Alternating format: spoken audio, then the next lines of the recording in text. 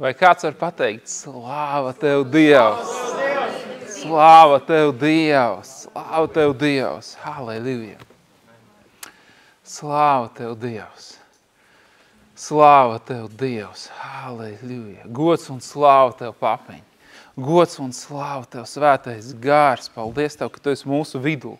Paldies Tev, ka Tu darbojies savā spēkā! Paldies Tev, ka Tu esi vienmēr klātesošs!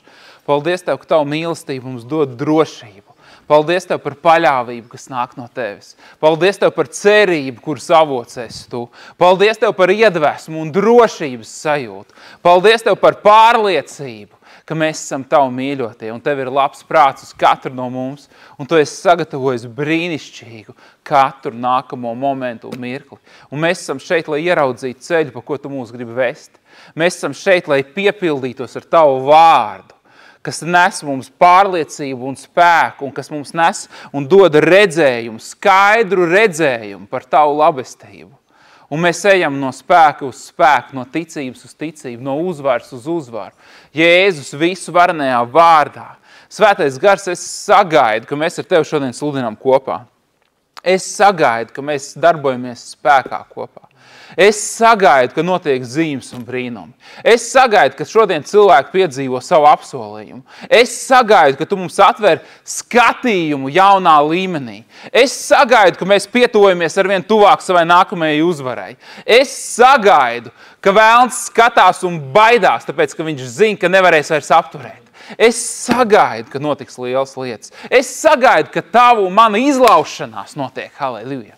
Izlaušanās nozīmē to, ka tu esi pienācis jau tuvu klāt savai uzvarai. Un ir vēl kaut kāda maza barjera, bet tu izlauzies cauri un atverās jauns līmenis. Es to sagaidu.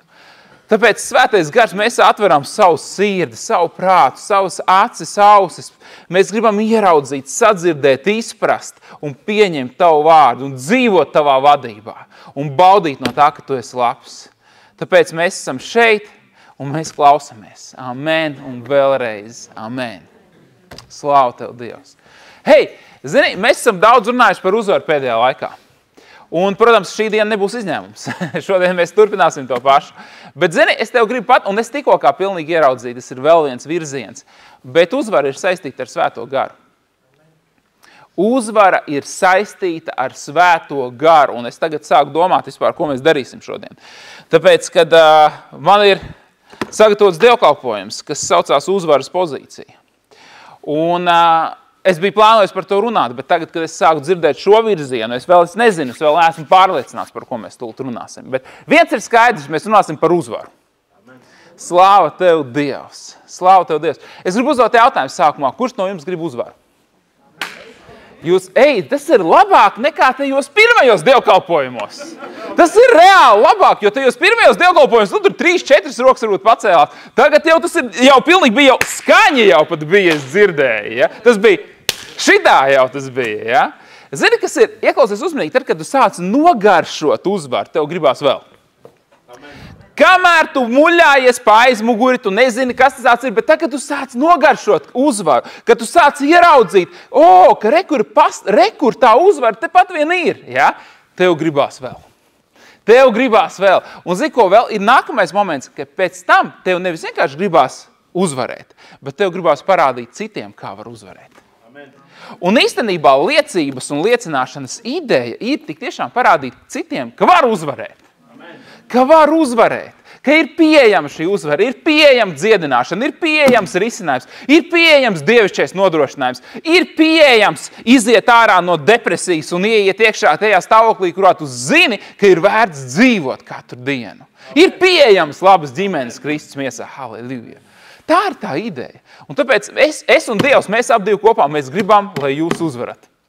Un es gribu uzvarēt pats personīgi. Slāva Tev, Dievs! Un Dievs mums dod visu nepieciešamo, lai mēs varētu dzīvot uzvarošu dzīvi. Halleluja! Dārgie, klausieties! Es iesaku, un es to pateikšu, bez Svētā gara reāls uzvaras neeksistē. Jo saproti, kas ir? Mēs varam zināt Dievu vārdu, mēs varam zināt manus dievkalpojumus, manus pierakstus, kāds var nokopēt pa kluso vai es nezinu kā. Bet ja tev nav Svētā gara vadības, tu nezini, kā reāli rīkoties. Bez svētā gara vadības es ar visiem saviem pierakstiem nezinu, kā rīkoties. Un tas nekas, ka svētais gars viņus man iedevis. Bet man vajag svētā gara vadību reālajā laikā. Šeit un tagad. Hei, jo svētais gars ir uzvaras gars. Viņš ir uzvaras. Zini, kas ir? Viņam nav citu variantu. Svētais gars nekad nezaudē. Viņš nevar zaudēt. Viņš ir uzvaras gars. Un viņš ir tevī. Un tu esi vienmēr uzvaroša Dieva, kas? Mīļotais bērns. Un tevī ir uzvaras gars, svētais gars. Halleluja. Slāva tev, Dievs! Slāva tev, Dievs! Slāva tev, Dievs! Tas nozīmē, ka tev nav citu variantu, kā uzvarēt. Tev nav citas iespējas. Vēlns ir melis. Un zaudētājs. Laba ziņa vēl viena. Tieši tā. Tas ir vēlns. Un tāpēc, ja tu zini, kas esi tu, ja tu zini, kas ir tavs tēvs, un ja tu zini, pret ko tu esi, tad ir daudz vienkāršāk. Slāva tev, papiņi. Labi. Skatieties, dārgie, psalmi. 45. psalms. Un, ja notiks tā, kā es esmu iedomājies, tad mēs diezgan daudz ko skatīsimies šodien no vecās derības. Tie ir psalmi, vai arī precīzāk 2. psalmu grāmata. Un 45. psalms. Skatieties, dārgie, 5. pāns. Dodies cīņā, uzvaras, apziņas pilns, tad laimīgs būs tavs gājiens. Laimīgs. Zini, mēs esam bieži fokusējušies un dzirdējuši to pirmo daļu, bet es gribu, lai tu ieklausies 2. daļā. Laimīgs būs tavs gājiens. Ko nozīmē laimīgs būs tavs gājiens, vai kāds zina? Ko nozīmē tavs gājiens vai tavs gājums būs laimīgs? Zini, kas ir mums katram savs aicinājums? Tavs, un kad es saku aicinājums, reizēm cilvēki pārgarīgo šo vārdu. Bet īstenībā, paldies tev, papiņas, jau sadzirdēju, tu gribi zināt, kā tulkojās aicinājums? Es nerunāju par tulkojumu burtisko, bet reāli, ko nozīmē aicinājums? Vai tu zini, uz ko ved tavs aicinājums? Ko nozīmē būt savā aicinājumā? Būt savā aicinājumā nozīmē būt laimīgam. Tas bija tikko kā, tā bija viena no spēcīgākajām un garīgākām lietām, ko varēja pateikt. Būt savā aicinājumā nozīmē būt laimīgam, būt svētītam, būt priekpilnam. Zini, kāpēc? Tāpēc, un katram tas izskatās savādāk. Tāpēc, ka tavs aicinājums ir unikāls. Tavs aicinājums ir unikāls. Tavs aicinājums atšķirās radikāli no manējā. Mans aicinājums radikāli atšķirās no tava. Pat mācītājiem savstarpēji radikāli atšķirās aicinājumi. Ne visi ir aicināti darīt to, ko dar es. Bet pat starp tiem, kas ir aicināti darīt to, ko dar es, mūsu aicinājums atšķirās. Virziens atšķirās. Un zini, kas ir? Skaties uzmanīgi. Tu nevari būt patiesi laimīgs, kopējot cita cilvēka aicinājumu. Jo tas neesi tu. Jo tas neesi tu. Ja tu sāks ģērbties, uzvesties, runāt, atdarināt intonācijas, tas neesi tu. Un Dievs tevi radījis unikālu. Tu neesi, vienā no dievkalpojumiem pēdējiem es teicu apmēram kaut ko tādu, tu neesi radīts, lai atdarinātu citus. Tu esi radīts, lai būtu unikāls un būtu par svētību priekš citiem. Skaties uzmanīgi, ja tu visus atdarini, tu nevari visiem būt par svētību.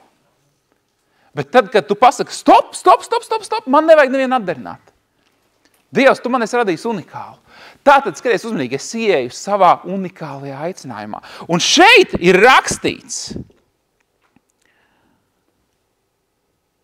dodies cīņā uzvaras apziņas pilns, tad laimīgs būs tavs dzīves ceļš. Tavs dzīves ceļš, tavs gājums būs laimīgs. Un laimīgs nozīmē tāds, kas ir savā aicinājumā. Jo ieklausies uzmanīgi, tavs aicinājums ir tas, kas nodrošina tev labu dzīvi. Es teicu labu dzīvi. Es neteicu ilūziju par labu dzīvi. Es teicu reāli labu dzīvi. Jo zini, kas ir tik daudz cilvēku, kas ir ieņēmuši sev galvā, ko viņiem vajag, lai viņi būtu laimīgi.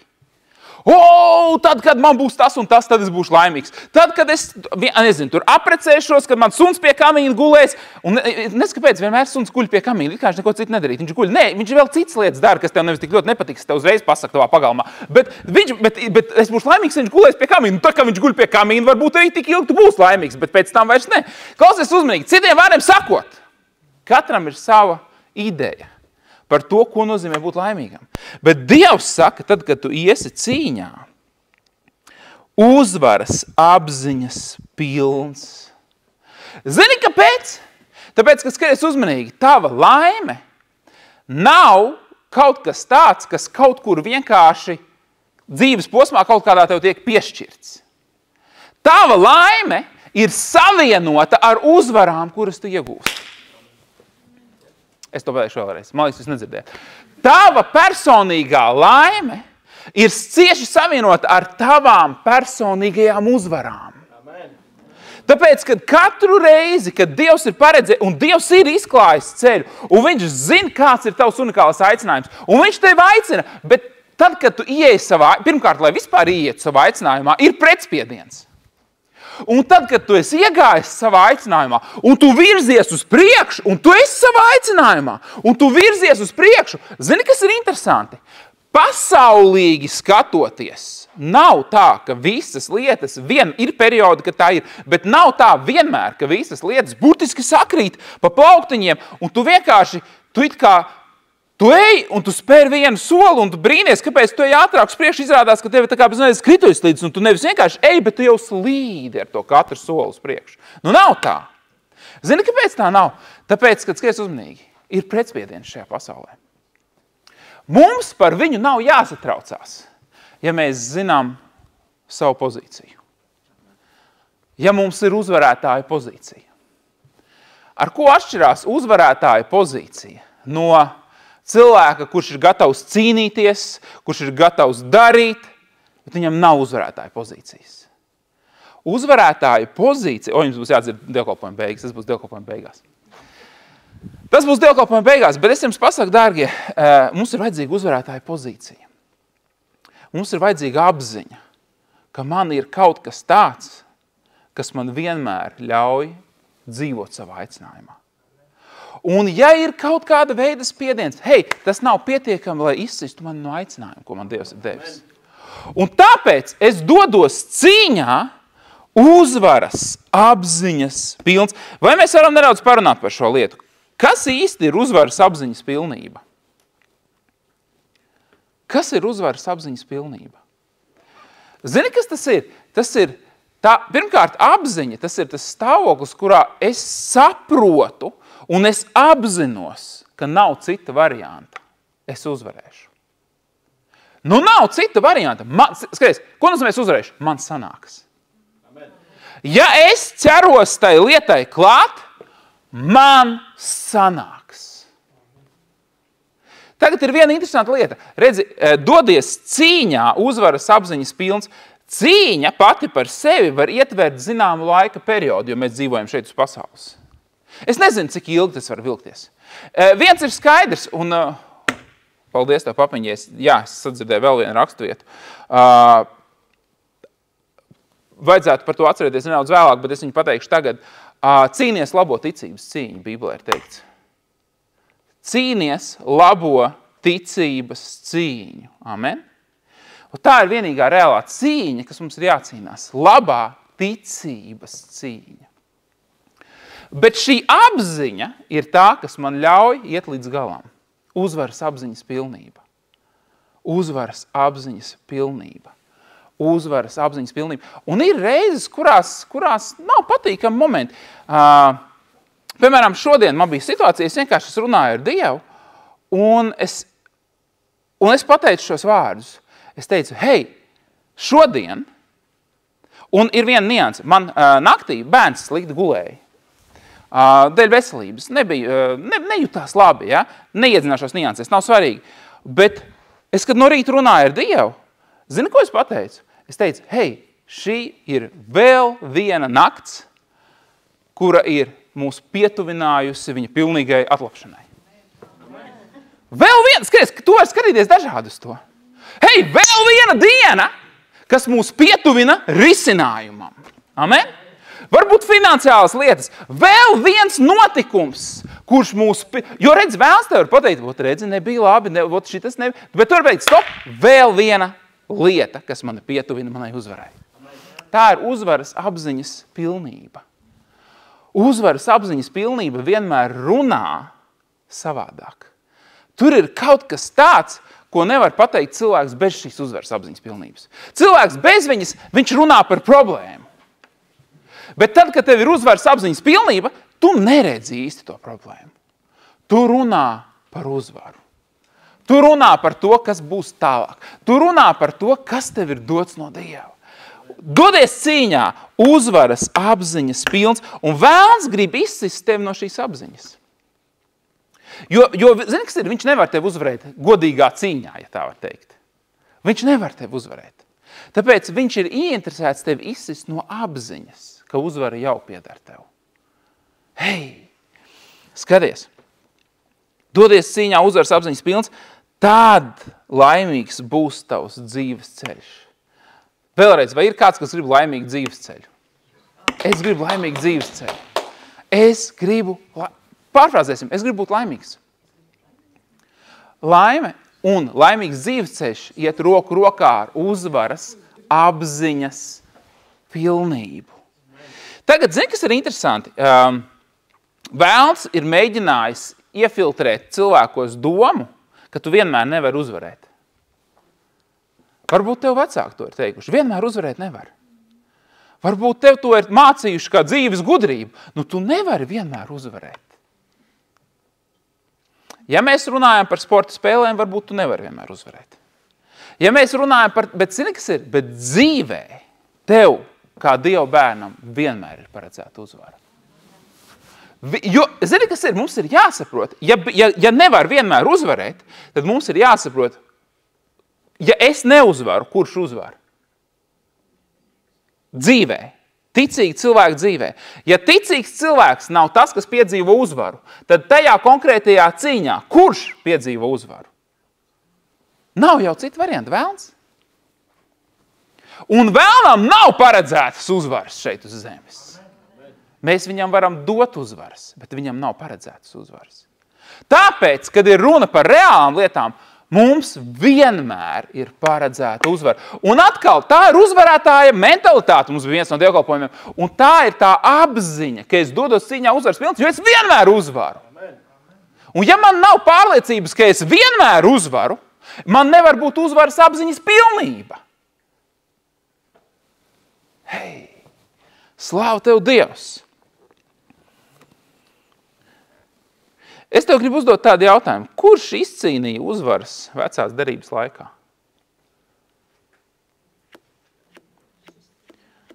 Es iedošu dažus piemērus. Otrā laiku grāmata. Otrā laiku grāmata. Gribu jums parādīt pāris piemērus.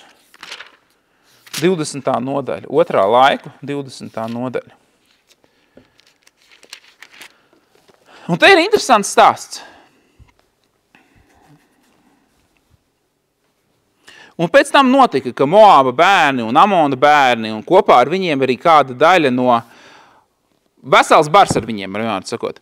Kad vēstneši nāca pie Jošafāta un viņam ziņoja, pret tevi nāk liels pulks no viņpus jūras. Skaties uzmanīgi. No Sīrijas un redzi, viņi ir jau nonākuši Hacecon Tamārā, tas ir En-Gedijā. Tad Jošafāts izbijās. Un viņš apņēmās meklēt un sastapt to kungu. Tas ir interesanti. Tātad, iedomājies, ķēniņam nāk un saka sekojošu lietu. Ķēniņam nāk un saka, ir liels karapulks savākts. Vairāk ķēniņi apvienojušies. Un viņi nāk karot pret tevi. Un tagad zini, kas notiek? Un notiek sekojušu lietu, un tad, kad ķēniņam to pasaka, tad Jošafāts izbijās. Tā ir pirmā lieta, kas notiek. Viņš nobijās. Izbijās. Zini, tā nekad nav problēma, kad cilvēks izbijās. Ja cilvēks ir izbīstas, tā nav problēma. Jautājums ir, ko viņš dara tālāk. Skaties uzmanīgi. Un tad, kad viņš izbijās, Viņš apņēmās, man patīk šis vārds, nevis meklēt, bet apņēmās meklēt un sastapt to kungu. Zini, ko nozīmē meklēt un sastapt? Uzvaras apziņas pilnību. Pat no baiļu sākotnējas pozīcijas. Redzi, uzvaras apziņas pilnība nav runa tikai par pašu kara darbību šeit. Tas pats moments, es meklēšu un es sastapšu to kungu. Citiem vārdiem sakot, zini, kā to varētu teikt? Es vēstīšos pie Dieva un es dabūšu atbildi. Es dabūšu atbildi. Zini, kāds ir pretstats? Es Dievam esmu prasījis, šad tad viņš atbild, šad tad viņš neatbild. Šad tad viņš atbild. Nē! Es dabūšu atbildi. Es dabūšu atbildi. Cik reizes tu esi bijis šādā attālumā no savas atbildes, kur būtu noteikusi uzvaru vai zaudējums? Bet tā doma, ka Dievs var arī neatbildēt. Nē, viņš nevar. Es meklēšu un es sastapšu to kungu. Es meklēšu un es sastapšu to kungu. Un viņš izsludināja gavēni pa visu Jūdu. Kad Jūdas ļaudis bija kopā sapulcējušies, lai meklētu palīdzību no tā kunga, un viņi sanāca no visām Jūdas pilsētām, lai izlūgtos no tā kunga palīdzību, tad Jošafāts nostājās Jūdas un Jeruzalemes draudzes vidū tā kunga nama priekšā jaunajā pagalmā un lūdza: Kungs, tu mūsu tēvu Dievs! Vai tu neesi tas pats Dievs, kas valda debesīs un kas esi valdnieks visās svešu tautu ķēniņu valstīs? Jā, tavā rokā ir spēks un vara, un nav neviena, kas pret tevi varētu stāties. Vai tu mūsu Dievs neesi izdzinis šīs zemes iedzīvotājus savai tautai Izraēlam tuvojoties un neesi tos nodevis Abrahāma, tava drauga, pēcnācējiem uz mūžīgiem laikiem? Pazies, kā viņš runā. Viņš atgādina pagātnes labos notikumus. Kāpēc viņš runā par Dieva draugu Abrahāmu un viņa pēcnācējiem? Kas ir viņš? Viņš atgādina, uz kāda pamata es ar tevi runāju. Un šie pēdējie, tādā zemē ir dzīvojuši un uzcēluši tur svētnīcu tavam vārdam, sacīdam: ja pār mums nāktu kāda nelaime, kara zobens vai sodība vai mēris vai bats, tad mēs varēsim nostāties gan šī nama priekšā, gan tava vaiga priekšā, tāpēc, ka šī namā mīt tavs vārds. Un kad mēs tevi piesauksim mūsu ciešanās, tad tu mūs uzklausīsi un tu mūs izglābsi. Un nu redzi, Amona bērni un Moābs un Seira kalnu iedzīvotāji, kuru zemē tu neļāvi Izraēlam iet cauri, kad viņi nāca no Ēģiptes. Un viņi tad arī turējās no tiem tālu nost un arī tos neiznīcināja. Redzi, tie nu mums to atmaksā, nākdami mūs izdzīt no tava īpašuma, kuru tu mums esi nodevis par mantojumu. Ak, mūsu Dievs, vai tu negribi viņu vidū tiesu spriest? Jo mums, un skaties uzmanīgi uz šiem vārdiem, jo mums nav spēka pret šo tik lielo pulku, kas nāk pret mums, un mēs nezinām, ko lai darām, bet uz tevi mēs paceļam savas acis. Redzi, uzvaras apziņas pilnība nevienmēr ir saistīta ar to, ka tu zini, ko darīt. Viņa nevienmēr ir saistīta ar to, ka tev ir reāls spēks to atrisināt. Uzvaras apziņas pilnībai nav jābūt saistītai ar tavu pārākuma sajūtu vai gudrību konkrētā situācijā. Vēl jau vairāk var gadīties, ka tev nav nekā no tā visa. Var gadīties, ka tu esi nobijies, var gadīties, ka tu nezini, ko darīt, un tev nav spēka, tas, kas šeit ir rakstīts. Bet zini, kas ir? Hei, bet mēs paceļam savas acis uz tevi, bet uz tevi mēs paceļam savas acis. Citiem vārdiem sakot, mans spēka avots ir Dievs. Mans gudrības avots ir Dievs. Mans risinājums nāk no debesu valstības. Mans nodrošinājums, pārdabiskais nodrošinājums, nāk no debesu valstības. Tāpēc es nevienmēr saprotu, es nevienmēr zinu, un vēlns mēģinās tev nākt un iestāstīt. Tu redzi, tev nav risinājuma. Jā, bet Dievam ir. Un redzi, kas ir, ja tu uzķersies uz šī pirmā momenta, tev nav risinājuma. Kuram ir dzīvē bijusi situācija, ka tev nav risinājuma? Tu gribi teikt, ka tev nav, un tu esi tomēr šeit. Un skaties uzmanīgi, un tomēr risinājums atnāca. Kāpēc risinājums atnāca? Tev taču viņš nebija. Kādam citam bija risinājums. Reizēm tie ir vecāki, kam risinājums ir. Nav tālāk, nav jāmeklē augšā kaut kur, ja? Reizēm tie ir draugi, kam ir risinājums. Bet Dievam vienmēr ir risinājums. Tāpēc es paceļu savus acis uz tevi. Un uzvaras apziņas pilnība ir saistīta ar to, ka tu zini vienmēr, uz ko skatīties spiediena laikā. Un tu zini, ka viņam vienmēr ir risinājums priekš tevis. Uzvaras apziņas pilnība. Redzi, uzvaras apziņas pilnība tik ļoti atšķirās no tās idejas, kas pasaulē ir par uzvaras apziņas pilnību. Pasaulē liekas, lai tu būtu uzvaras apziņas pilns, tev ir jābūt minimums Arnoldam Švarcnegeram Ziedu laikos. Ja, tad ir uzvaras apziņas pilnība. Un ja kas, I'll be back. Ja vajag vēl. Ja. Bet realitātē uzvaras apziņas pilnība nav saistīta ar tevi. Viņa ir saistīta ar to, kas tu esi Kristu. Slāva tev, Dievs! Zini, viena no lielākajām un atbrīvojošākajām lietām priekš manis, ko es satvēru, ir, zini kāda? Ka es izrādās nemaz neesmu tik gudrs. Izrādās nemaz neesmu tik stiprs. Izrādās nemaz neesmu tik veiksmīgs. Pats par sevi, pats savā spēkā, kad es to reāli sapratu, wow, tas ienes atbrīvošanu. Zini, kāpēc? Tāpēc, kad agrāk man likās, jā, amen, es varu daudz ko izdarīt, bet zini, kas ir, bet ne jau visur man pietiek prāta. Un ne jau visur man pietiek spēka. Un man arī nav jābūt tām lietām, bet man ir Dievs. Amen. Un kad es ieraugu viņu, tad zini, kas ir forši? Man pat nav vajadzīgi savi resursi bieži vien. Amen. Lai piedzīvot viņu gribu savā dzīvē. Tas ir spēcīgi. Tas ir forši. Mēs paceļam savus acis uz tevi. Mēs paceļam savus acis uz tevi. Un tā viss Jūdā bija nostājies, un tā viss Jūda bija nostājies tā kunga priekšā. Arī viņa mazie bērni un sievas un dēli. Un tad tā kunga gars nāca draudzes vidū pār Jahazielu, Zaharijas dēlu. Tas bija Benais dēls, un tas bija savukārt Jehēla dēls, un tas bija Levīta, Matāņas dēls no Asafa pēcnācējiem. Un viņš sacīja, uzmanieties visi Jūda un visi Jeruzālemes iedzīvotāji, un tu ķēniņ Jošafāt. Tā saka tas kungs uz jums, nebīstieties un neļaujieties samulsināties šī lielā pulka priekšā, jo šī kauja nav jūsu, bet tas ir Dieva karš. Neļaujies samulsināties, neapjūts, ka tu redzi šo lielo pārspēku. Jo kauja nav jūsu, skaiz uzmanīgi, bet tas ir Dieva karš. Un tālāk viņš saka, izejiet rīt tiem pretī.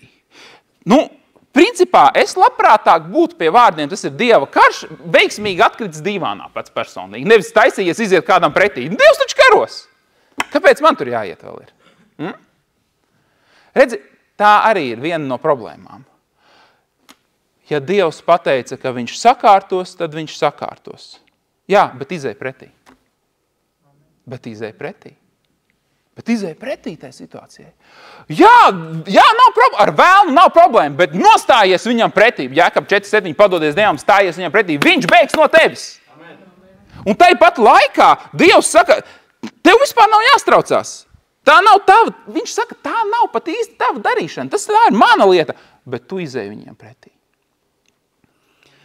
Mēs redzēsim, kā notiek iziešana pretī. Izejiet rīt tiem pretī, jo redzi, tie nāks augšā uz Cīcas augstieni, un tur jūs viņus sastapsiet ielejas galā šaipus Jeruēlas tūkstneša. Un šī kaujā jums pašiem nebūs jākaujās, tā ir laba ziņa. Esiet tikai klāt. Ieņemiet vietas un vērojiet, kā tas kungs jūs, Jūda un tevi Jeruzālem izglābs. Nebīstieties un neesiet apmulsuši. Dodieties rītdien viņiem uzbrukumā pretī, jo tas kungs būs ar jums. Un atkal tikko kā teica, ka nekas nebūs jādara, un tomēr dodieties uzbrukumā. Dodieties uzbrukumā viņiem pretī. Zini, viņš sagatavo visu iespējamo, lai viņi varētu doties uzvaras apziņas pilni. Skaties, kas notiek tālāk. Tad Jošafāts metās uz savu vaigu pie zemes, un visi Jūdas un Jeruzālemes iedzīvotāji krita pie zemes tā kunga priekšā, lai pielūgtu to kungu no ebreju valodas, lai slavētu. Jo viņi jau bija lūguši, tur vairs nebija jālūdz. Tagad ir slavēšanas laiks. Tad, kad tu esi dabūjis, paldies tev, papiņ. Tad, kad tu esi dabūjis vārdu no Dieva, lūkšanas laiks ir beidzies. Ja tev ir vārds no Dieva, ja tu esi saņēmis vārdu no Dieva, dziedināts ar Jēzus brucēm, lūkšanas laiks ir beidzies. Sākās slavēšanas laiks. Un tad Levīti, un mēs lūdzu šo domu arī redzēsim tālāk, te ir mums rakstīts, viņi metās pielūgt to kungu, no ebreju valodas metās slavēt, bet skaties, un tālāk mēs to domu tomēr redzēsim. Un tad Levīti no Kehata dēliem un no Koraha dēliem piecēlās, lai skaļā balsī dziedātu tam kungam Izraēla dievam slavas dziesmas. Mēs arī redzam, kā tā slavēšana notika. Tad nākamajā rītā, jo agri viņi devās virzienā uz Tekojas līdzinumu, Jošafāts nostājās viņu priekšā un sacīja: klausiet mani, Jūdas un Jeruzalemes iedzīvotāji, ticiet tam kungam savam dievam, ticiet tam, ko viņš ir teicis, un jūs būsiet nodrošināti. Ticiet viņa praviešiem, tad jūs uzvarēsiet. Un viņš deva rīkojumu karapulkiem un sakārtoja dziedātājus tam kungam, lai viņi svētā glītumā teiktu to kungu slavas dziesmās, iedami karavīriem pa priekšu. Wow! Klausies, tas ir baigais gājiens. Savākt atlasītus karavīrus un priekšā nolikt dziedātājus. Un nolikt priekšā tos, kas neko nezina daudz par karošanu. Vai es varu to pateikt nedaudz savādāk? Tos, kas nav profesionāļi tajā jomā, kura ir steidzami jārisina. Bet viņš noliek priekšā tos, kas slavē Dievu.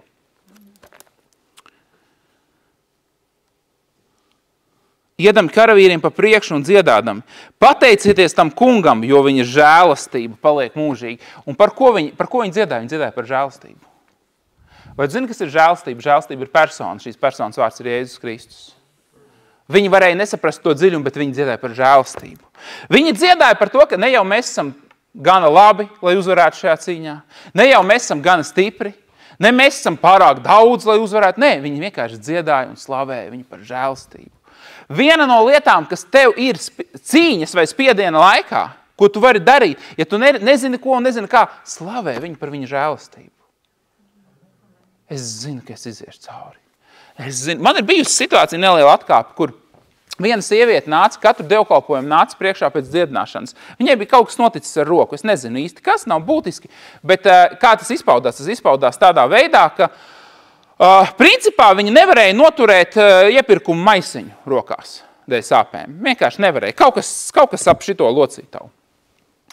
Viņi iznāk priekšā vienu nedēļu. Pirmajā nedēļā iznāk priekšā. Es uzvaras apziņas pilnībā, protams, hop, viņi pie rokas, Jēzus, ja, un nekā nav. Aiziet prom. Atnāk nākamajā nedēļā. Iznāk priekšā atkal tā pats situācija, to pašu roku. Es labi zinu to cilvēku. Es atkal esmu Jēzus vārdā un hop un vēl mēlēs pa virsu. Nekā. Trešā nedēļa. Tu saproti, klausies? Es jau to ātri saku, 1 nedēļa, 2 nedēļa, 3 nedēļa, bet es jums gribu pateikt, 3 nedēļas cilvēks ir sāpēs. Un viņi atkal iznāk priekšā. Un es saprotu, kaut kas nav. Kaut kas nav kārtā, nedrīkst būt. Tas nav normāli. Un es teicu, labi, darīsim šoreiz savādāk. Un es paņēmu viņu pie rokas, un es vienkārši sāku runāt ar Dievu. Un es teicu, es nezinu, kas te ir pa lietu. Es redzu to, ka es esmu izdarījis to, ko es zināju. Es esmu izdarījis to, kas ir nesis rezultātus ļoti daudzās reizēs. Kas paralēli citiem cilvēkiem, kas nāca pēc dziedināšanas, tajā pat dienā ir devis rezultātus un reizē. Bet ne viņai. Un es vienkārši sāku runāt ar Dievu, un tas, ko es pateicu, es teicu, ok, papiņ, es šobrīd nepaļaujos uz savu atziņu. Es neteicu tieši tādiem vārdiem, bet ideja, ko es teicu. Ir gadi vienkārši pagājušas vārds vārdā, es neatceros, ko es teicu. Bet ideja. Es teicu, es nepaļaujos uz savu atziņu, uz savu ticību, uz visām šīm lietām. Es teicu, papiņ, es vienkārši piesaucu tavu žēlastību. Es piesaucu tavu žēlastību. Es nerunāju par to, ka man ir ticība vai viņai ir ticība. Es saku, bija viens cilvēks, un es parasti neiesaku tā lūgt, bet tas bija gar vadīts šajā situācijā, tāpēc nevajag kopēt lūkšanas. Es teicu, bija tas cilvēks, kurš atnāca pie taviem mācekļiem, viņš nāca vispār pie tevis, bet tevis nebija, un tāpēc viņš atnāca, tāpēc mācekļi sāka ar viņu runāt. Un viņam bija dēls, kas bija mēnesis sardzīgs. Un beigās garu stāstu padarot par īsu, ja es viņam saku, ja tu ticēsi, tu redzēsi Dievu godību, un viņš saka, es ticu. Un viņš saka, izdara kaut ko, ja tu spēji, un Jēzus saka, tu man saki, ja es spēju, kaut tu ticētu, tas, kas tic var visas lietas. Viņš saka, es ticu, palīdzi manai neticībai. Atcerieties šo frāzi. Es neuzskatu, ka tā ir labākā lūkšana, ko lūgt. Mums šodien, Dieva bērniem, mēs esam citā stāvoklī, kā viņš bija. Bet tajā konkrētajā reizē es principā to izmantoju kā pamatu. Es teicu, zini, es saprotu tā, ticība strādā, un ja kaut kas nav, vai man nav, vai viņai nav ticība, es nezinu, bet es zinu vienu, nav rezultātu. Es piesaucu tavu žēlstību, babam, momentāli dziedināta. Uz vietas dziedināta. Pēc 3 nedēļām, neveiksmīgām. Un saprot, kāds varētu teikt, labi, pēc 3 nedēļām jau pats. Nē, viņi nāca priekšā tāpat kā pirmajā reizē ar tām pašām sāpēm. Nezinu, kas viņai tur bija, bet ar to viss beidzās. Viņi dziedāja tam kungam par žēlastību. Tavu žēlastība paliek mūžīgi. Un skaties uzmanīgi, un tanī brīdī, kad viņi sāka dziedāt ar gavilēm un ar slavas daudzināšanu, tad tas kungs sūtīja no aizsega kādas ļaunas varas. Mēs tūlīt par to parunāsim. Pret Amona, Moābu un Seīra kalnāju bērniem, kas bija devušies pret Jūdu, un viņi tika sakauti. Mums tagad ir jāprecizē viena lieta, jo iespējams kādam no jums parādījās jautājums. Dievs sūtīja kādas ļaunas varas. Kas tas tāds ir? Zināt, kas tas tāds ir? Latviešu tulkotāji malači. Ot, kas tas tāds ir? Nekas cits. Pilnīgi, es jums saku, nekas cits. Jo pirmkārt jūs neatradīsiet nevienā citā tulkojumā vārdu salikumu ļaunas varas. Angļu valodā nevienā, es nevaru teikt nevienu, es neesmu visus pārbaudījis, bet es cik 11 apmēram tulkojums angļu valodā esmu skatījies, nav nevienā. Un tad, protams, arī nav tas rādītājs, kas ir vai kas nav angļu valodā, bet es esmu paskatījies oriģinālu valodu, kas šai gadījumā ir ebreju. Ebreju valodā nav vispār pat virziena par to, ka būtu pieminēts ļaunas varas. Tie ir vienkārši mūsu malači tulkotāji.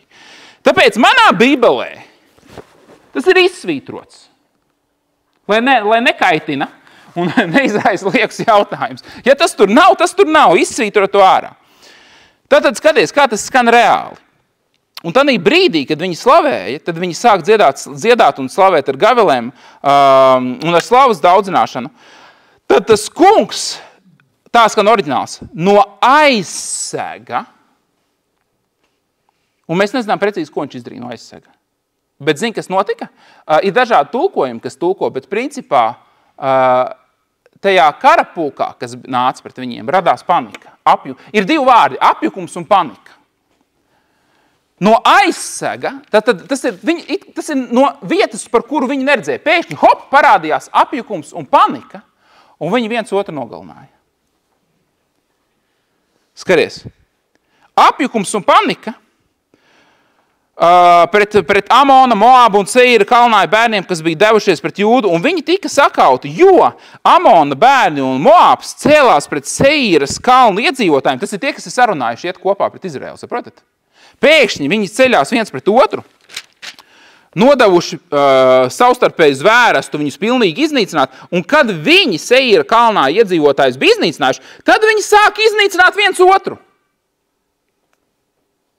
Kad Jūda nonāca kalna augstienē, no kurienes varēja pārredzēt tuksnesi, un viņi pagriezās pret lielo pulku, tad redzi, tur bija tikai miroņi, kas zemē gulēja, un neviens nebija izglābies. Neviens nebija izglābies. Teorētiski vajadzēja būt tā loģiski vismaz pēdējiem, kas paliek stāvot, arī tas nebija. Neviens nebija. Tad nāca Jošafāts un viņa karapulki, lai tos aplaupītu. Un aplaupīšana nav slikts vārds šajā kontekstā. Mums varbūt tas var dīvaini izklausīties, bet Bībelē bieži vien ir pieminēts vārds aplaupīt. Šī aplaupīšana ir savādāka rakstura. Šī aplaupīšana ir iekš tā, ka Dievs atdod to, kas tev pienākas, ko viņš tevi plānojas, ko vēlns ir atņēmis kādreiz. Vēlns ir uzskatījis par savu. Un Dievs saka, nekā nebija. Ir pienācis laiks to atgriezt.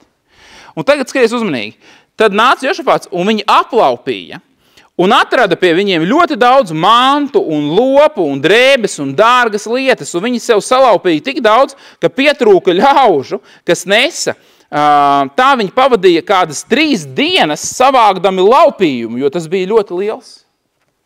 Hei, klausies, ar ko sākās šī situācija? Vai tu atceries, ar ko sākās šī situācija? Šī situācija sākās ar to, ka nāk virsū armija, kas sastāv no dažādiem ķēniņiem, vairākiem, kas ir sapulcējušies, apvienojušies. Un Jošafāts ķēniņš ir nobijies, nezin, ko iesākt, un saka, mēs neko nevaram, mums nav ne spēka, ne gudrības, kā to atrisināt. Un ar ko tas beidzās? Tas beidzās ar to, ka cīņas nav. 3 dienas viņi laupa un laupa, es to vārdu izmantoju, man viņš patīk, un laupa 3 dienas, un nevar vairs paņemt. Saprot, tu nevari vairs paņemt tās dārgās lietas, kas tur ir. Tu nevari. 3 dienas no vietas viņi iegūst uzvaru, kas nes līdzi laurus, taustāmus, no cīņas, kurā viņi nav cīnījušies. Pasaka, uzvaras apziņas pilns. Halleluja. Tātad.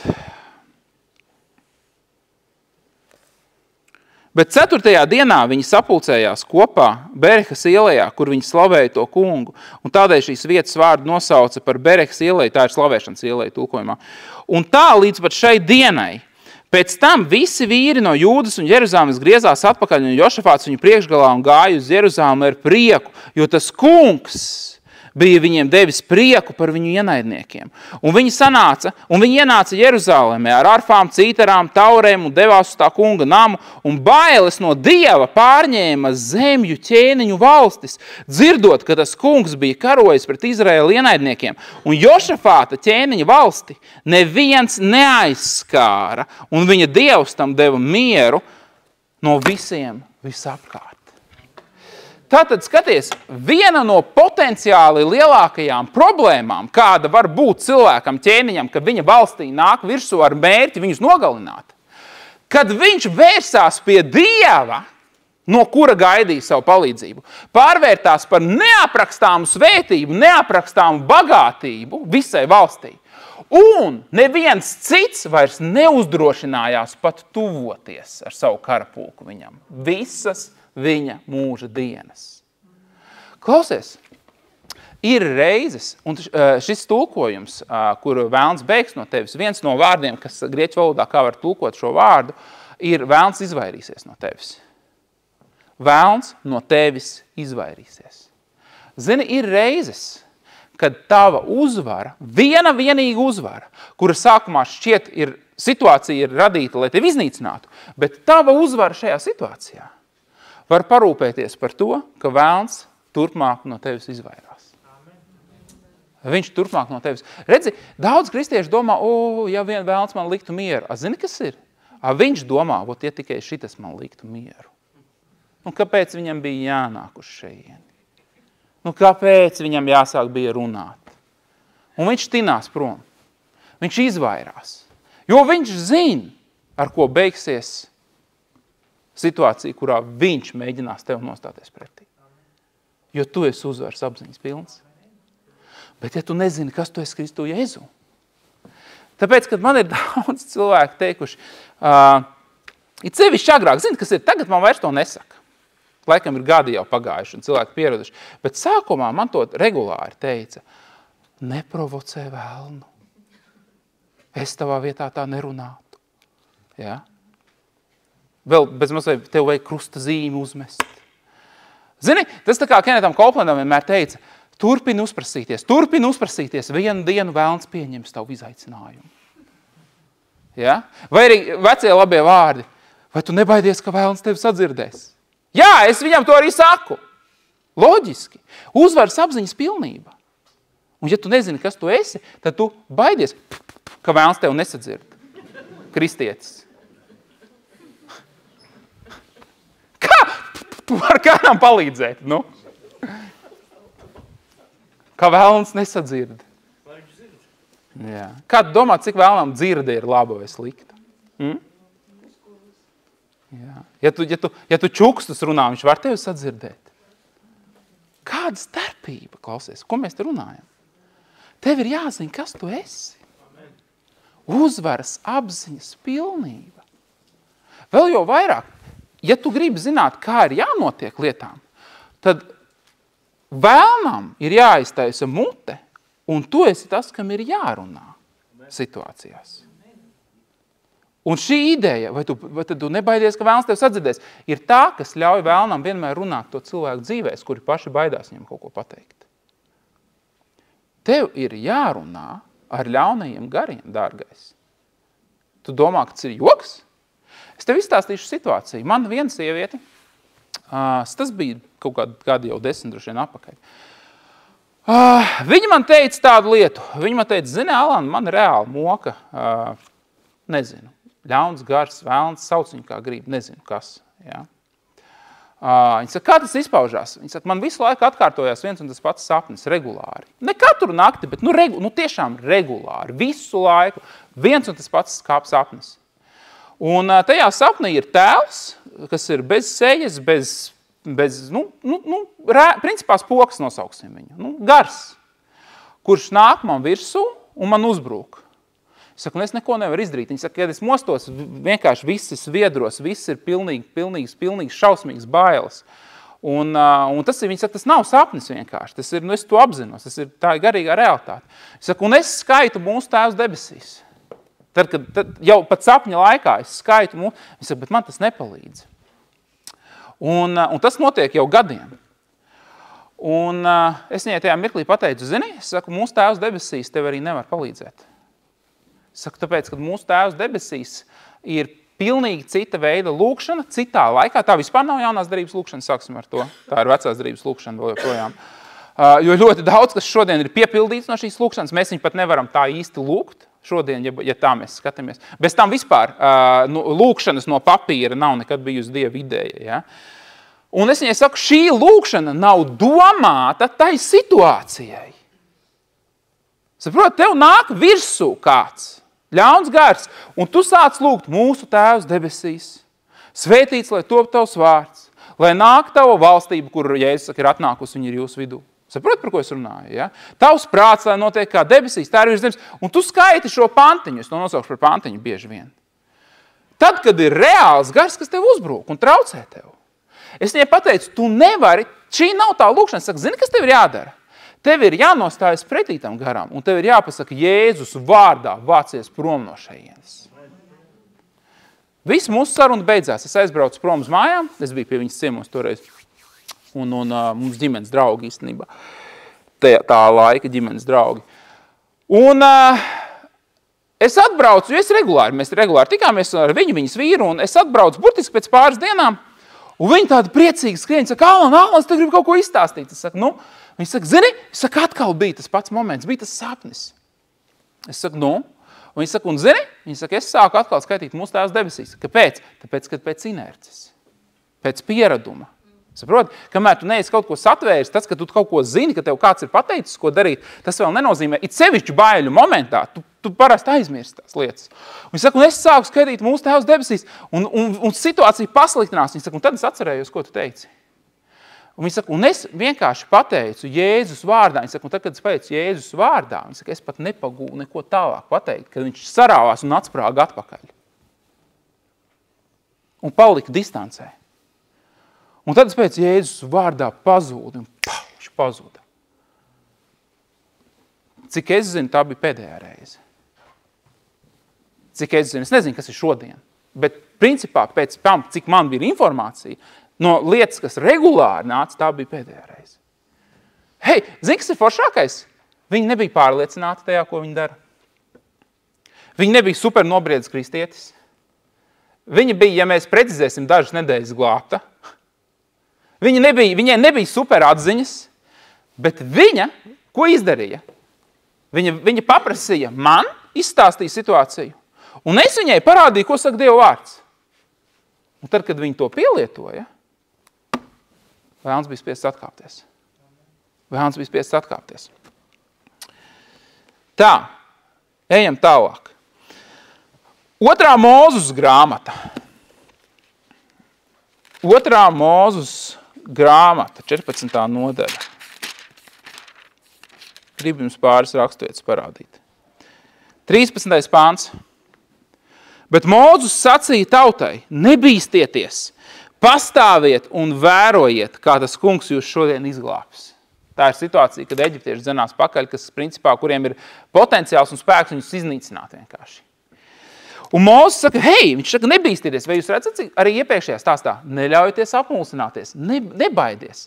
Ja tu esi nobijies, apturi bailes, nebaidies. Nebīstieties, pastāviet un vērojiet, kā tas kungs jūs šodien izglābs, jo eģiptiešus, kurus jūs šodien redzat, jūs nemūžam vairs neredzēsiet. Tad tas kungs karos par jums, bet jūs paliksiet mierā. Un no ebreju valodas tas skan nedaudz savādāk tulkojums, tas skan šādi. Tad tas kungs karos par jums, bet jums tikai ir jāpaliek mierā.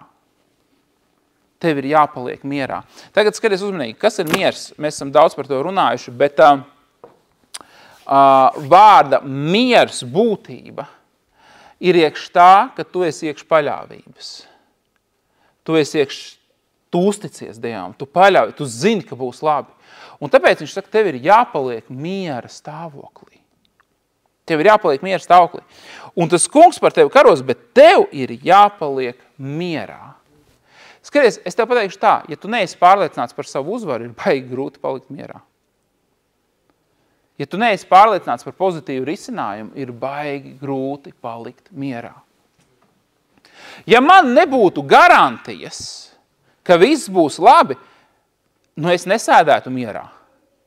Teiksim tā, es iedošu piemēram, ja būtu kaut kāda situācija, kas ir bīstama priekš manis vai man mīļiem cilvēkiem, un man nebūtu pārliecības, ka šī situācija atrisināsies labi, un pastāvētu kaut mazākā iespēja, ka es kaut ko varu pats personīgi izdarīt lietas labā, es nesēdētu mierā, manuprāt, es būtu pilnīgi stulbs. Ja es sēdētu mierā, tad, kad ir kaut kas, ko es varu darīt, situācijā, kurā man nav garantijas, ka viss būs labi, pats no sevis. Hei, Bībelē teica, tas, kas ir pārlieku nasks un ašs ar savām kājām, sagādā sev grūtības un problēmas. Kāpēc? Tāpēc, ka viņam nav pārliecības. Viņam nav pārliecības. Bet ja man ir pārliecība, hei, piemēram, man patīk pērkona negaiss. Vienmēr paticis. Cik es sev atceros, man patīk pērkona negaiss. Ja es pērkona negaisa vidū atrastos golfa laukuma vidū ar dzelzs snujām, man viņš tik ļoti nepatīk, tas tev pasaka godīgi. Ja? Tieši tas ir iemesls, kāpēc golfs ir 10 nāvējošāko sporta veidu sarakstā pasaulē, lai cik interesanti nebūtu. Zibens. Bet tad, kad es esmu mājās, man patīk pērkona negaiss. Man patīk pērkona negaiss. Forši. Un zini, kas ir? Un par cik man patīk, un es esmu mājās, tad es neesmu tas cilvēks, kurš atrodoties mājās, pērkona negaisa laiku pa laikam, iebļaujās. Bet mana sieva rada šīs skaņas. Ok, skaties uzmanīgi, es esmu daudz cilvēkus redzējis, kas bļauj pērkona negaisa laikā, būdam mājās. Man, kas attiecas uz mani, ir pārliecība. Saproti par to, ka man nekas nedraud. Un man patīk. Un skaties uzmanīgi, bet ja tu neesi pārliecināts, ja tev ir sajūta, ka kaut kas var noiet greizi, tu nevari palikt mierā. Ir tik daudzas situācijas, kuras vēlns rada, lai tevi izsist no miera. Un ja viņš tevi izsit no miera, tu esi izgājis no savu drošā patvēruma, jo Bībelē teicis, paliekot miers ir tavs drošais patvērums.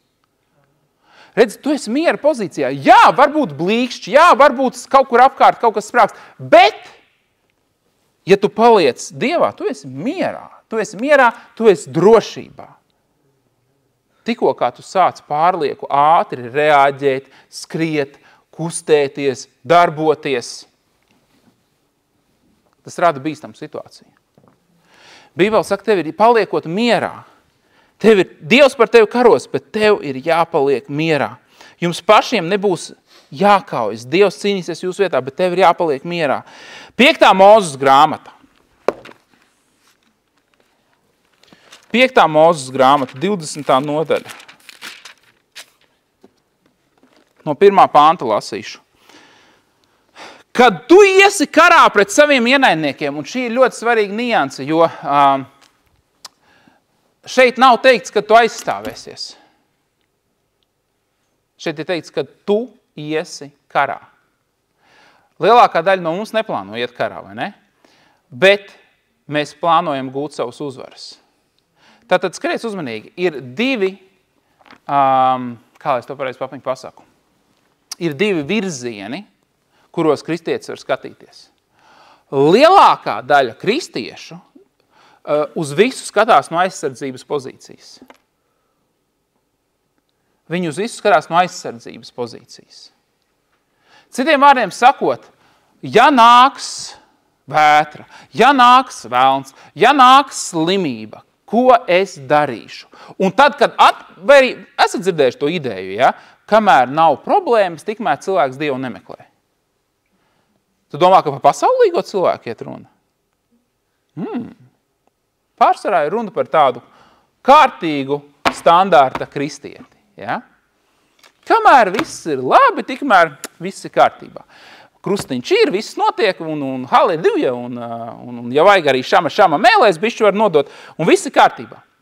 Bet, tikko kā parādās problēma, tad tagad mēs stāsimies pretī, un tad ir, zini, tas nemaz nav tik vienkārši.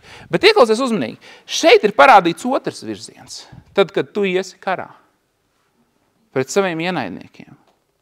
Kad tu iesi karā.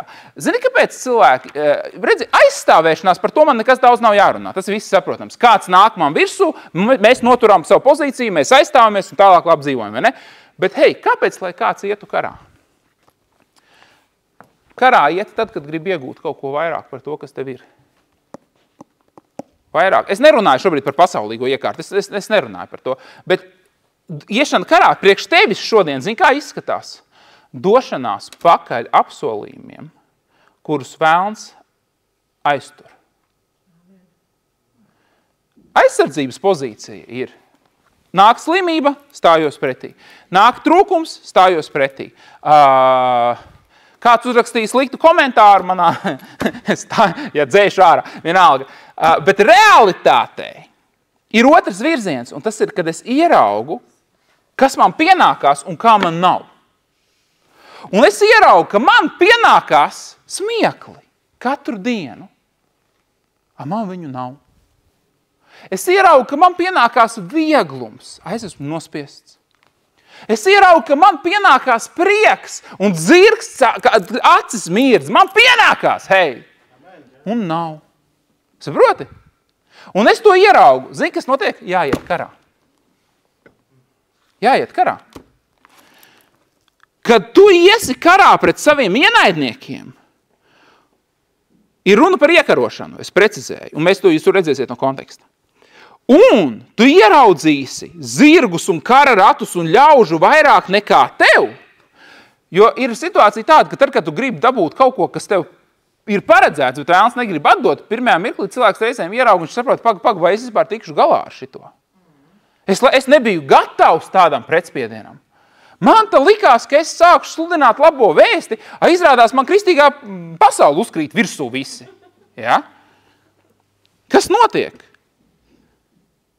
Kad tu ieraudzīsi zirgus un kara ratus un ļaužu vairāk nekā tev, tad nebaidies no viņiem. Jo tas kungs, tavs Dievs, ir ar tevi. Hei!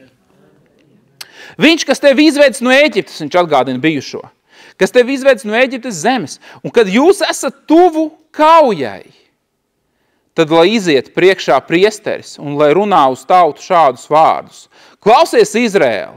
Jūs šodien ejat karā pret saviem ienaidniekiem, lai jūsu sirdis nepaliek bailīgas, nebaidieties, nebīstieties un nebaiļojieties un neliecieties iztrūcināties viņu priekšā, jo tas kungs jūsu Dievs ir tas, kas iet ar jums, lai par jums karotu un jūsu ienaidnieki, lai par jums karotu ar jūsu ienaidniekiem un jūs izglābtu, ir rakstīts šajā tulkojumā no ebreju valodas, un lai dotu jums uzvaru. Un lai dotu tev uzvaru. Tad, kad tu esi ieraudzījis kādu lietu, kas tavā dzīvē trūkst, tev ir jāiet viņai pakaļ. Tev ir jāiet viņai pakaļ. Kad tu redzi, ka vēlns kaut ko ir nozadzis, tev ir jāiet tam pakaļ. Kad tu redzi, ka miers, ko Dievs tev ir paredzējis, tu nedzīvo viņā. Tev ir jāiet viņam pakaļ. Kad tu redzi, ka ģimene, kas ir svētības avots, tev ir jāiet viņai pakaļ. Kad tu redzi trūkumu savā dzīvē, garīgu, emocionālu, dvēselisku, fizisku vai finansiālu, tev ir jāiet pakaļ. Tu nevari palikt uz vietas, dārgais. Tu nevari palikt uz vietas. Tāpēc, ka skaties uzmanīgi, cik daudz es prasīju, kurš grib uzvaru, bija šitas te variants, ja, rokas augšā. Tev ir jāiet pakaļ. Tev ir jāiet pakaļ. Tev ir jāiet pakaļ, dārgais. Un tev ir jāiet pakaļ uzvaras apziņas pilnām. Amen. Tev ir jāiet pakaļ, zinot, es esmu neapturams. Es esmu neapturams, es esmu vairāk. Kāpēc?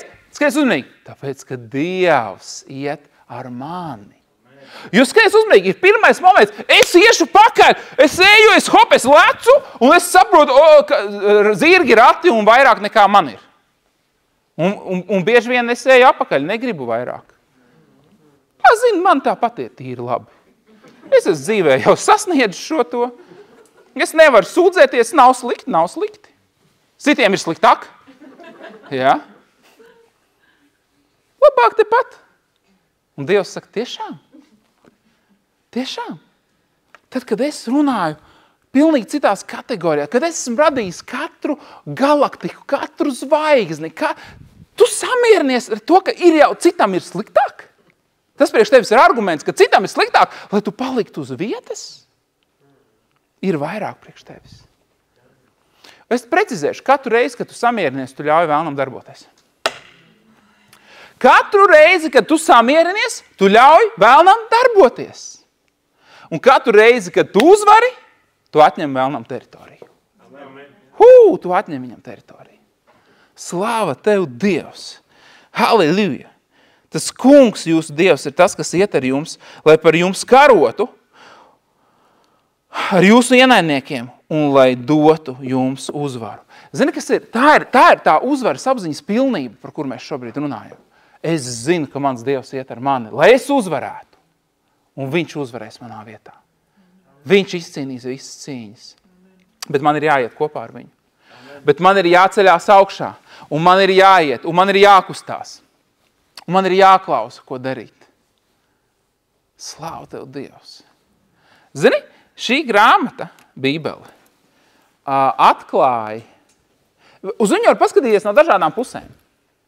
Un īstenībā lielākā daļa cilvēku, kurus es esmu redzējis, skatās uz Bībeli no nepareizās puses.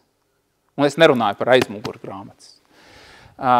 Ļoti bieži uz šo grāmatu skatās tā, ka tā ir grāmata, kura mums māca pareizi dzīvot.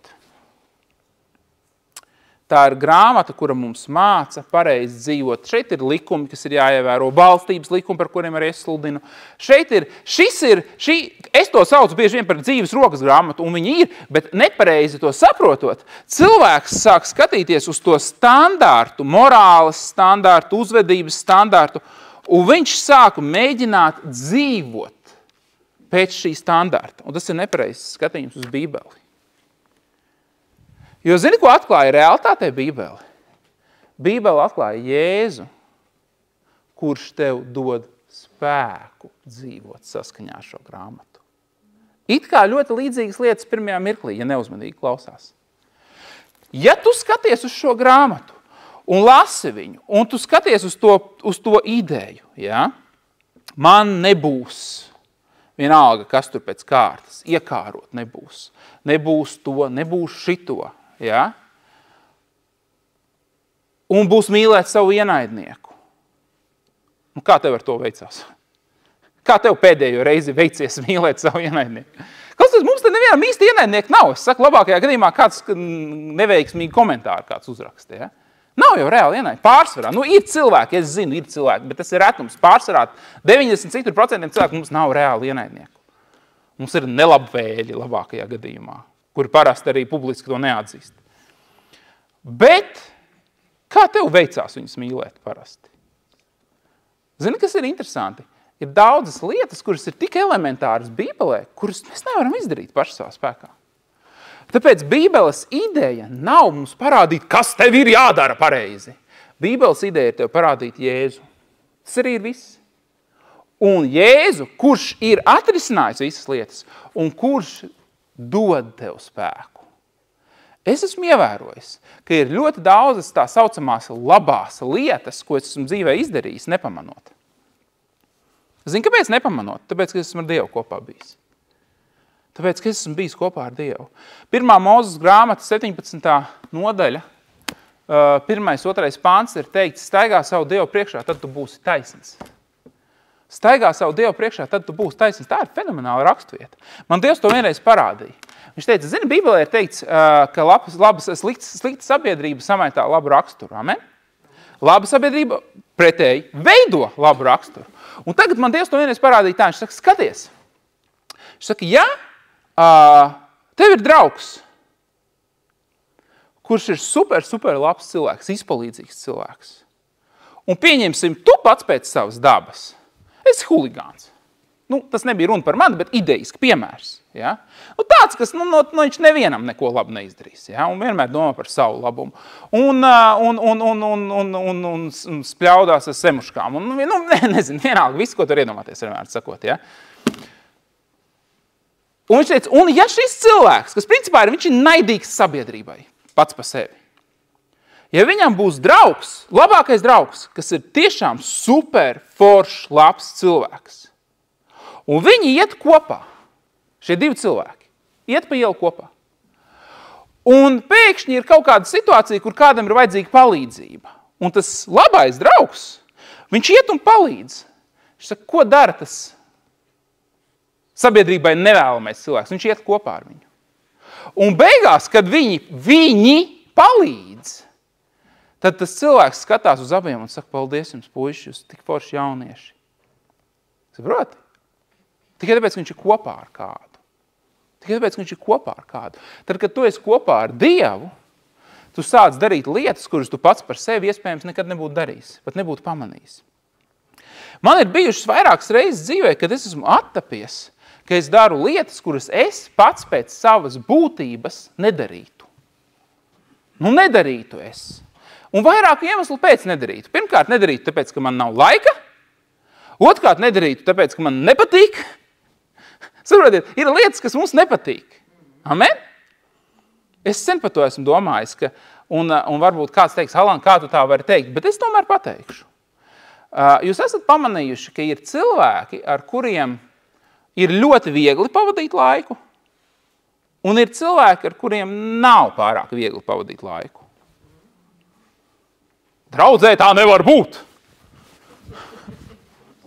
Un pēc tam man raksta cilvēki, es negribu nākt uz draudzi, man kaitina tas. Klausies, ieklausies ļoti uzmanīgi. Draudzē tā nevar būt. Nav runa par draudzi, runa par cilvēkiem. Nav labi, slikti cilvēki, bet ir viena lieta. Ir cilvēki, kuriem plus mīnus izskatās, ka viss ir sakārtots. Es pārfrāzēšu jautājumu, vai? Kur tu labāk gribētu iet uz mājas grupu? Pie cilvēkiem, kam ir skaists labs suns pie kamīna. Tur vienmēr ir forša kafija no Itālijas. Ne jau Merildi. Ja? Tur ir laba kafija. Tur ir plašums. Vasarā var pagalmā pasaulīties gaļiņu pacept. Uz turienu tu gribi labāk iet uz mājas grupu. Vai arī uz vietu, kur, tu saproti, ka tu nevari vilkt, piemēram, gaišas drēbes, lai tur apsēstos, jo viņas vairs gaišas nebūs pēc tam, kad tu būsi tur apsēdies vienreiz. Saprot? Kāds saprot, par ko es runāju? Vai ne? Es nesaku labi, slikti, es vienkārši saku, tāpēc, kad ir dažādi, tagad ir svarīgi saprast.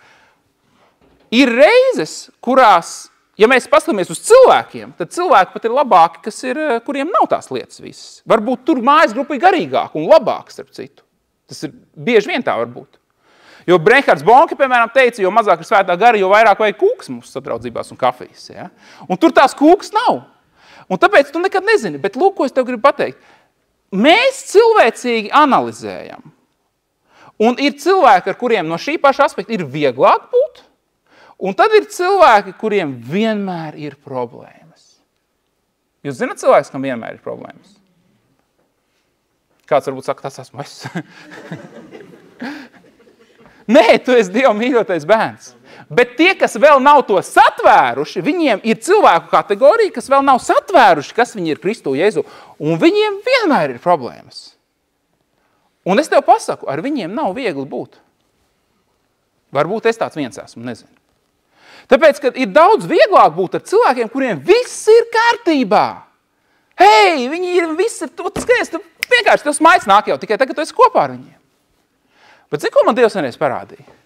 Viņš man teica, zini, Alan, viņš saka, tie ir mani bērni.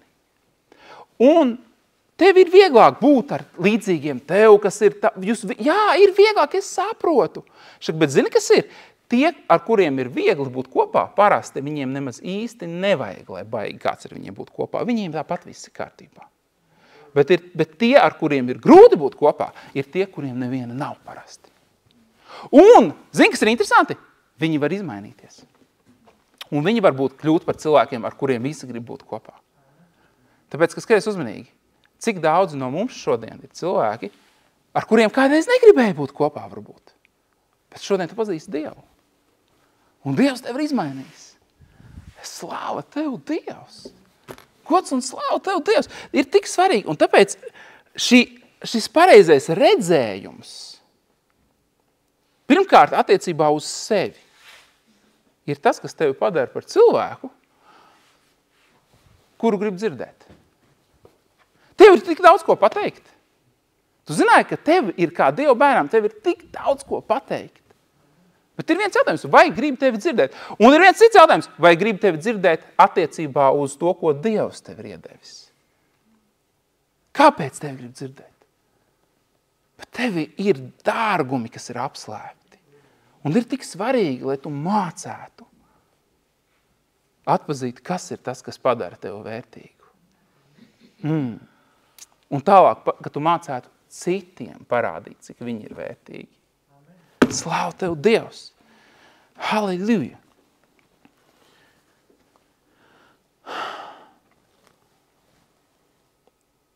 Otrā ķēniņa grāmata. Šis ir interesants stāsts, man viņš patīk. Otrā ķēniņu grāmata. Cik daudz no jums ir izlasījuši veco derību intereses pēc? Ir kāds? Vairāk nekā es gaidīju. Malači! Malači! Slāva Dievam! Slāva Dievam! Otrā ķēniņa grāmata. Jūs droši vien piekritīsiet, ka vecajā derībā ir daudzas vietas, kuras ir grūti saprast, vai ne? Un zini, ko es tev gribu uzreiz pateikt? Tev viņas visas nav jāsaprot. Amen. Tu esi jaunajā derībā. Ir vienkārši, es tūlās lasīšu to, ko es gribu lasīt, bet es gribēju tādu nelielu atkāpi. Ir cilvēki, kas reizēm saka, Bībeli, amen. Bet zini, kas ir, tev ir jāsaprot tomēr, kas ir domāts priekš tevis šodien. Un, ja tu prasi man, es uzskatu, ka ir vietas vecajā derībā, kuras tu vari arī neizlasīt. Es tā to pateikšu. Kāpēc? Tāpēc, kad viņas ir pilnīgi izrautas no šīs dienas konteksta. Nesaistītas ar tevi. Tad, kad Svētais Gars tevi vada šajās rakstvietās, tad ir forši. Man bija ļoti interesanta situācija. Man Dievs pirmo reizi mūžā, kad es sāku lasīt veco derību, pirms daudziem gadiem, es izlasīju jauno, un es sāku lasīt veco. Un es izlasīju 1. Mūzes grāmatu, es izlasīju 2. Mūzes grāmatu, un tad, kad es sāku lasīt jau 3. Mūzes grāmatu, tad ap to laiku es sāku krist izmisumā. Jo es sapratu, ka es zaudēju visu, ko es biju iegūst no jaunās derības. Es sapratu, ka man sāka pārņemt bezcerība. Jo es sapratu to, ka tur ir tik daudz ļaunuma īstenībā. Un man jau nebija tās atziņas, kas man šodien ir. Man nebija tās izpratnes. Ja? Un man likās, kas vispār notiek. Un tur viss ir savādāk. Un tad es vēl vienu lietu sapratu, ka pēc savas definīcijas es esmu kā zvērs, kas ir radīts notvēršanai, satvēršanai un nokaušanai. Jo to es atradu Dieva vārdā, starp citu. Zini, kāpēc? Tāpēc, ka es neesmu ebrejs. Es neesmu jūds, man nav ebreja asins. Un lasot veco derību, tā bija viena no lietām, kas man visu laiku sitās cauri, ka te ir runa par izredzēto tautu, es neesmu. Un visi, kas nav no šīs tautas, ir kā dzīvnieki, kas ir radīti bez Dieva šajā pasaulē, bez cerības, kā dzīvnieks, kas ir radīts notvēršanai un nobeigšanai. Un zini, kas ir? Un es turpināju lasīt, un man Dievs vienkārši pēc sadzirdēja, kā man Dievs patāk, man Dievs pēc Alana beidz lasīt veco derību. Vienkārši pārtrauc tūlīt pat viņu lasīt. Vai tas ir Dieva vārds? Jā! Man Dievs pēc pārtrauc viņu lasīt. Un atgriezies pie jaunās. Un vienkārši lasi jauno, piepildies ar jauno, piepildies ar jauno, piepildies ar jauno. Es nezinu, es domāju, ka es minimums izlasīju vēl kopš tā momenta 4 reizes jauno derību, neskaitot atsevišķas citas vietas, kad man Dievs pateica, tagad tu vari lasīt veco.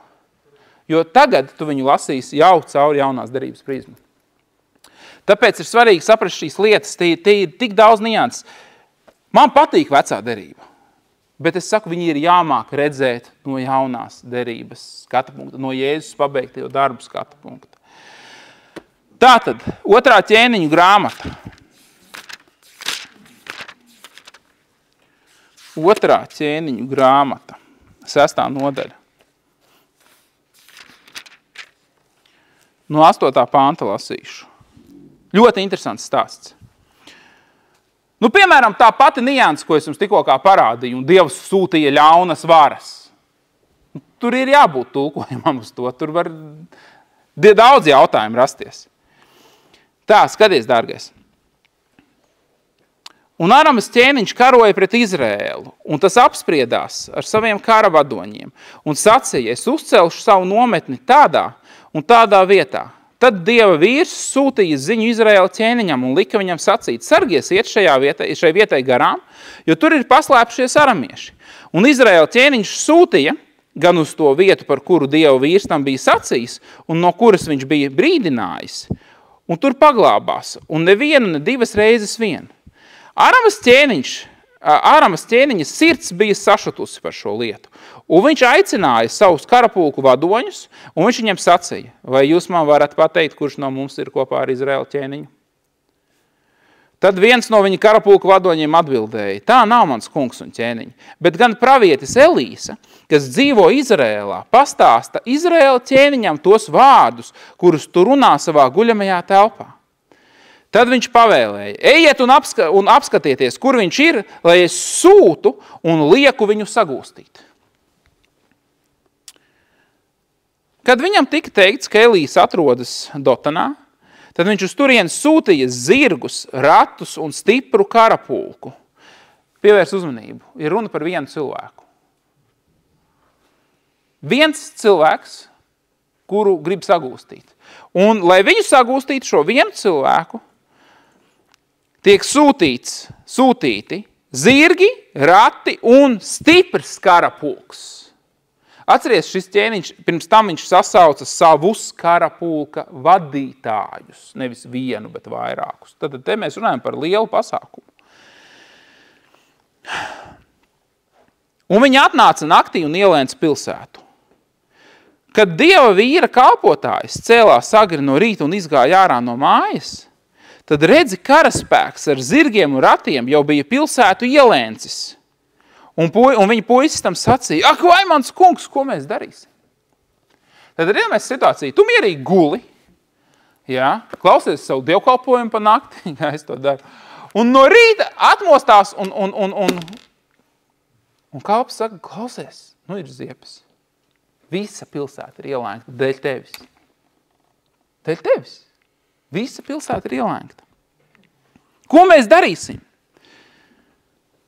Bet Elīs viņam atbildēja, nebaidies, jo to, kas ar mums, ir vairāk nekā to, kas ir pie viņiem.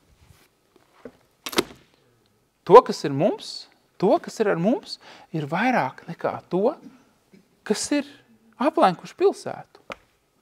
Un šis ir ļoti interesants moments. Tāpēc, kad saproti, kas ir bailēm, jau tā ir lielas acis. Te ir reāla situācija, karapulks. Zirgi, rati, karēvi, zobeni, nezinu, loki, nezinu, kas vēl. Reāla situācija.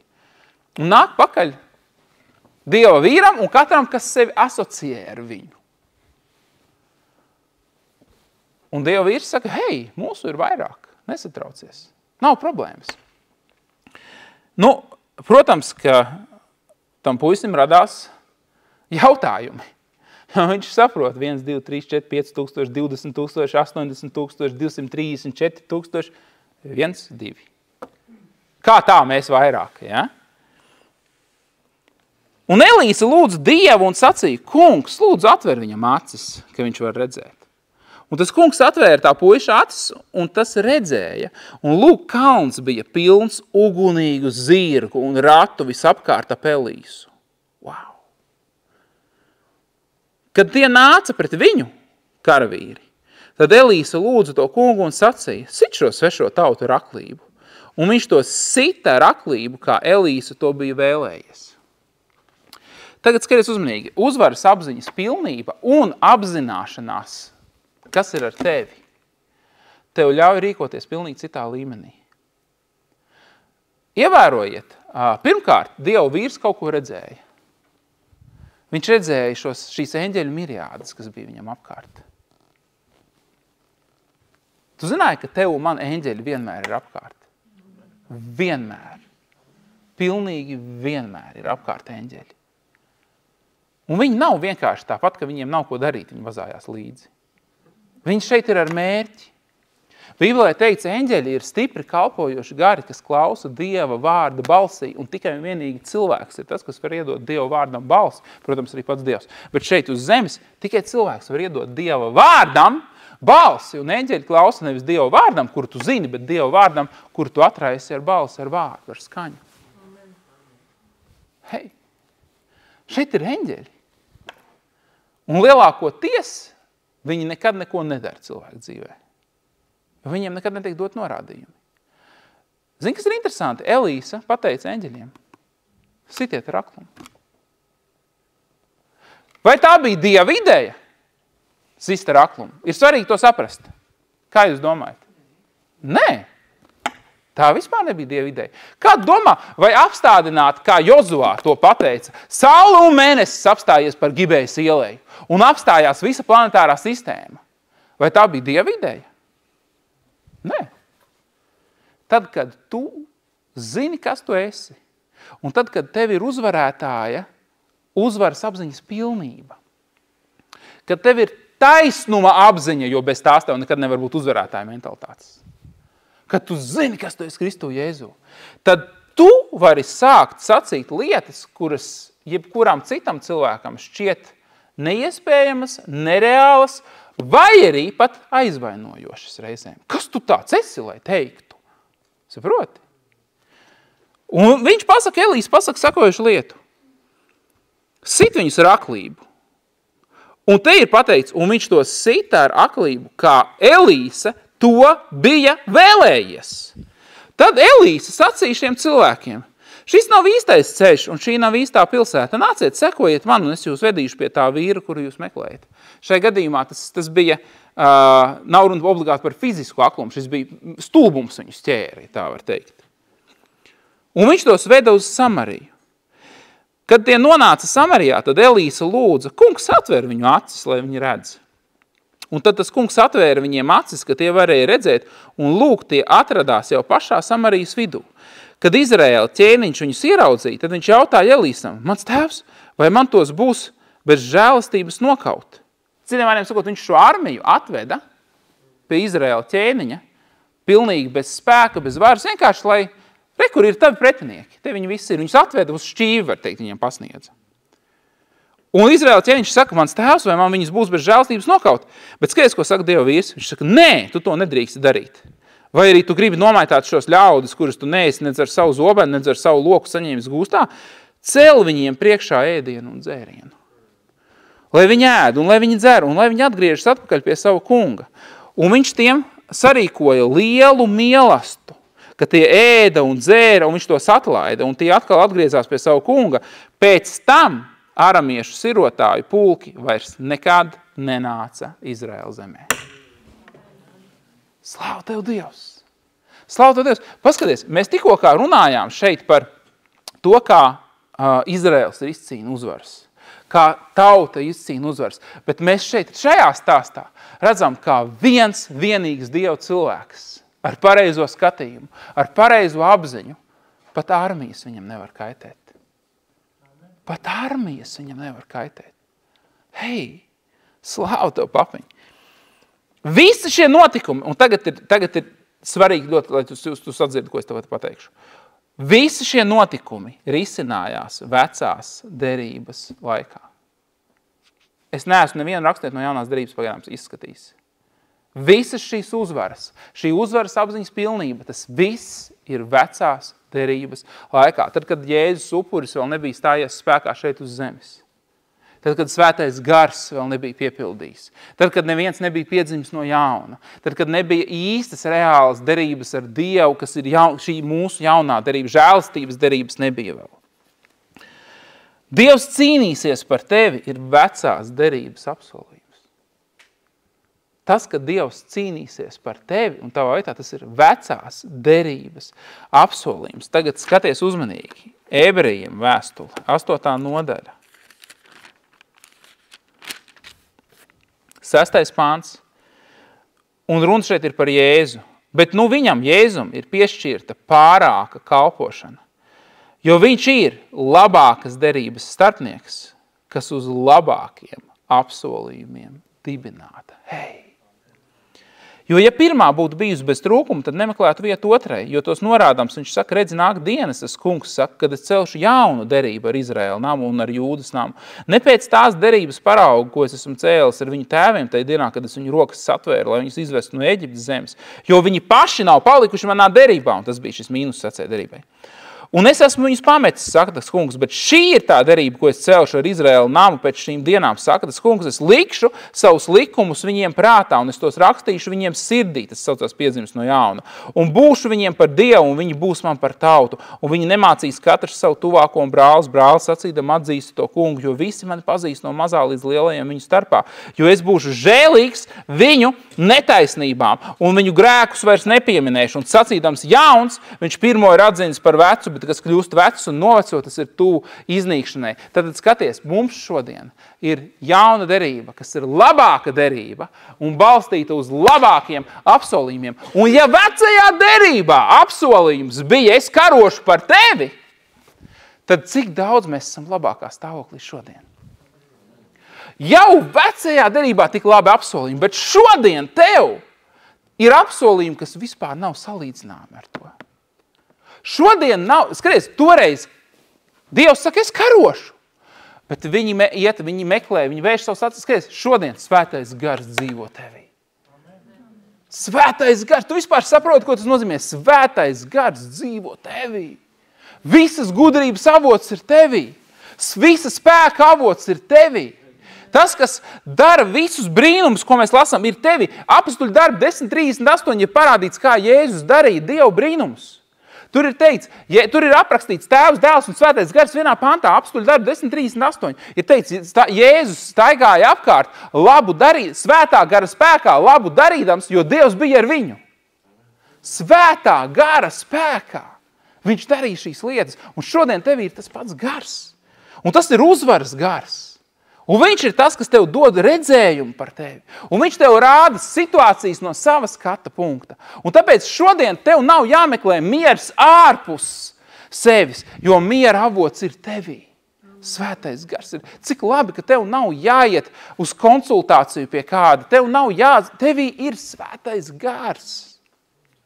Viņš ir tevī. 24 stundas diennaktī. Neatkarīgi no situācijas, neatkarīgi no problēmas. Viņš ir tevī. Svētais gars ir tevī. Tev ir labāka derība un tev ir labāka apsolījuma. Jaunajā derībā šodien, skaties uzmanīgi, tas ir šodien jaunā derība. Jēzus ir uzvarējis un mēs esam sēdināti Kristu Jēzu.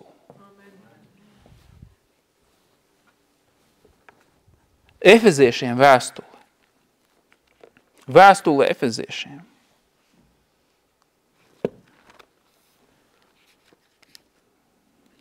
Pirmā nodaļa. No 15. pānta. Slāvu tev, papeņi, halleluja.